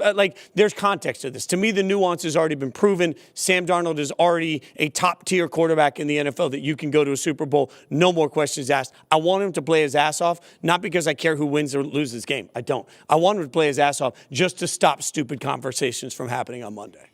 But also, I do think we need to acknowledge that if Sam Darnold goes out there and throws 4 picks and plays horrendously, he'll deserve all of the criticism that he's going to get. Does he deserve the label forever that he can't win the big one? Look, the commentary or the reaction if Sam Darnold does lay an egg might also be fair.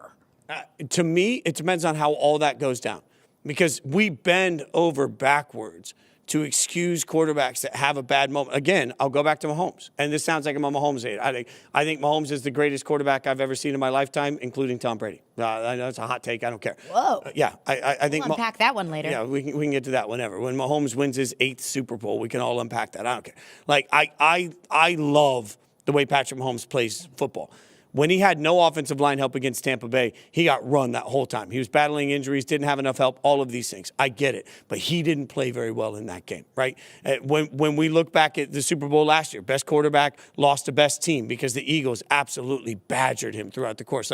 When you look at the numbers of Patrick Mahomes in the Super Bowl, they are pedestrian. Now, overall, Patrick Mahomes is fine in the Super Bowl. He is not Joe Montana in the Super Bowl. Hell, he's not Phil Simms. I'll be the old guy in the room. He's not going out throwing wild completion percentages nobody's ever seen before. He's won Super Bowls, and I'm not taking anything away from him. I think the right thing to do is to say Patrick Mahomes is incredible and his team won Super Bowls. To me, if Sam Darnold goes out and throws 4 picks, then yeah, he had a bad game. Mm-hmm. That doesn't mean Sam Darnold can't win a big game. When you win the NFC Championship game, I no longer care what you did in Week 18 as the Minnesota Vikings starting quarterback. It becomes confirmation bias, though. I think that's where the nuance comes in, is you can look at a game, and I don't expect Sam Darnold to have a bad game. I don't want Sam Darnold to have a bad game. Of course not. But if you just look at it and can critique his play in that game without labeling it as something so much more massive, that's what I've seen so much in commentary from the Super Bowl is it's not just one game, it's not just one championship, it's what does this mean forever and ever and ever and always. I remember the conversation. I turned on the TV Monday morning after the Super Bowl, wanted to see what everybody was talking about, and the conversation was, are the Eagles the next dynasty? It's like, whoa, okay, we're not reacting to the game, we're talking about what does this mean for the next decade. We don't always have to do that, but we all have our minds made up, or maybe the large portion of the football population has their mind made up about Sam Darnold, and if he does lay an egg, that's confirmation for their bias that Sam Darnold, quote unquote, can't win you the big one, when in reality, he can win you big games. He just didn't win you this one. And I think to that end, I would continually say, I want us to treat Sam Darnold if he plays poorly in this game. I don't think he will, but if he does, I want to treat him the same way that we would treat Drake May if he plays poorly in this game, because Drake May has played poorly throughout the entirety of the AFC playoffs. Like Josh Allen against the Broncos. He had a bad game. It's okay to admit these things. He had a bad game. He'll get it right. There is significant injury news that we've all got our eyes on for Sunday, as Nick Emanwari, the likely one of the finalists to be Defensive Rookie of the Year, one of the best players on this defense throughout the course of this season, suffered a low ankle sprain Wednesday. He's confident that he will play in Sunday's Super Bowl. There's some videos on social media watching him gingerly limp into his hotel late. Obviously, everybody's holding their breath. I will say this. Right now, it appears that Kobe Bryant, his teammate, said he's all good. Everything's going to be fine. The Seahawks are setting up for him at media availability. Emanwari will have Mike at the podium. I think that is significant, too. They're not putting him up there if he's receiving treatment the whole time. You see, great job by Doug, Josh, and Mike, our great great production staff getting that video for you right out of the gates. He's walking ginger. Like there's concern. He had 3 batted passes in the NFC Championship game. He's a big part of why they are here. Totally. You just got to feel like, man, if there's ever been a time you need him healthy, the Seahawks need him healthy. Oh, 1,000%.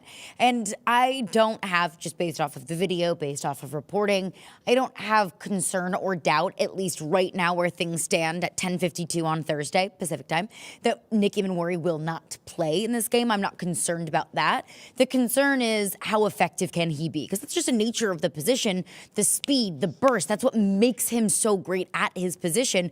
Whenever your ankle is compromised, and so much of your speed and burst comes from your ankle, you do question, okay, well, how is he going to feel? Is he going to have maybe a little bit of a mental block there from the ankle injury? At least from everything that we have heard, he could be available. He will be available. I know the Seahawks will do everything in their power. A little Toradol magic. Toradol, yeah. Make sure that he will be out there. But that's my question is, low ankle sprain can be a spectrum of a variety of different things, but the nature of his position relies a lot on that pop there in your ankle. Yeah, a couple of things to keep an eye on. How does it play out over the course of the game? What's it look like? Does it get stepped on in a crossing route? Does he, all of these things that just get a little bit complicated, obviously. And then what are the field conditions like? These are the things we have to keep an eye on. There's a chance of rain. Yeah, that becomes a problem too. Like you're just all of these things become problems. So let's look for his early action and see how he plays, and then what adjustments they have to make at halftime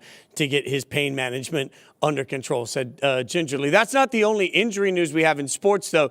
For everybody that's not paying attention, Friday night you will hear the single greatest theme in all of sports. That is without question, as the Winter Olympics. The Winter Olympics. John Williams, tip of the cap. The Winter Olympics are underway actually now, but we get the opening ceremonies Friday night. We all know that Lindsey Vonn ruptured her ACL, not a tear, but a rupture of her ACL in the practice run where she was medevaced out. And this is what she's posting for the world to see. With the ruptured ACL, she's just letting you know that even in that situation, look at that. Oh my gosh. Good God, Lindsey Vonn. Yes, you're right. I'm wrong. I'm sorry. Oh, I have chills watching that. I'm getting a little nauseous watching that because I've never torn an ACL, knock on wood, hope I never do. But I can only imagine that it hurts pretty bad. Look at her. She's squatting. She's lifting weights. She's doing what you would think a normal, 100% a healthy person would be doing. I just want to state the obvious here. The toughness, the grit, and the resilience of Lindsey Vonn is something that I think should be celebrated throughout the entirety of this Olympic Games. Something that we already talked about with her return after she retired. She's 41 years old. She has a titanium knee. And then yet another setback that she's working through. It cannot be overstated, the resilience and how much respect I have for Lindsey Vonn for doing this. Credit to her for also, because she's probably hearing all of the commentary. She's probably hearing everybody that's doubting her ability to come back. Basically, that's a mic drop of her saying, oh, you doubted me? Here I am. 41 years old. 41 years old. And we talked about this when the injury news first came out. The weight you have to feel knowing that you've worked your ass off to get the chance to get back into the Olympics. You have given everything to the sport that you love for your entire life. And at the age of 41, the chances that you're going to get to do it again in 4 years at 45 are minimal, right? And you look at all of those obstacles stacked up against Lindsey Vonn, and it's just a reminder of strength. It's a reminder of toughness. It's a reminder of mental fortitude. It's a reminder that all of these athletes that are in the Olympics, what they sacrifice and what they work hard to get to, and they have such a limited opportunity. It's not the NFL where you can come back next season. It's not the NFL where I'll see him 4 to 6 weeks. Like, for everybody that's trained their whole life, this could be the only shot you have to do this. And for Lindsey, this could be the last shot. So her ability to sort of separate pain and figure out, as we always say, like, life's not always about what you want to do. Sometimes it's about what you have to do. That's really easy to say. But in that moment, to find the strength and the toughness and the pain management to go through those exercises, which she's going to have to do. She has to test it now to see if she can even give it the run that she needs to give it. I can't imagine what she's going through. I can't imagine how she separates all of that. I can't imagine how she manages that adrenaline. These are all things that are going to play into how she performs in the Olympics. But I can't wait to watch it just to see how she handles the moment. It's yet another reminder that sometimes these athletes, most of the time, are just wired differently than we are. I got a chance to catch up with Lindsey Vonn a couple of months ago at the Olympic Summit. We were talking about, going 80 miles an hour, speeding down a mountain is something that just makes me want to sweat just thinking about it. I asked her, do you ever get nervous? Do you ever get scared? Doesn't that hurt? She's like, it's so fun. It's so fun going 80 miles an hour down a mountain, even if you hit one of the flags and you get a bruise. She said it's so fun. She lives for this, and that is clearly coming through in this video. This is what she lives for, and nothing will get in her way. And Fitzy, if she medals, start casting the Disney Channel movie right now, because it's going to be one of the greatest comeback stories that we've ever seen in the sport. Yeah, no doubt. And by the way, if you're just tuning in to Yahoo Sports Daily for the first time, we have got a ton of Olympic coverage coming for you. We've got great guests and correspondents that will be there. So every single day, we'll get you caught up on what's happening for the Olympics, for all of it. And then we'll be able to cover it every single second along the way. We're also not done hanging out with you in San Francisco. We will be here throughout the duration of the entire week, obviously hanging out with you. Again, we're 9 to 11 Pacific, usually 9 to 11 Eastern. So if you're just discovering the show, just know that we're a little earlier. Next week, we'll be back to our regular time. And in the meantime, don't forget, Yahoo Sports has you covered all day on the Yahoo Sports Network. Don't go anywhere. Keep hanging out. Thanks so much for watching Yahoo Sports Daily. For Caroline Fenton, I'm Jason Fitz. Come back tomorrow.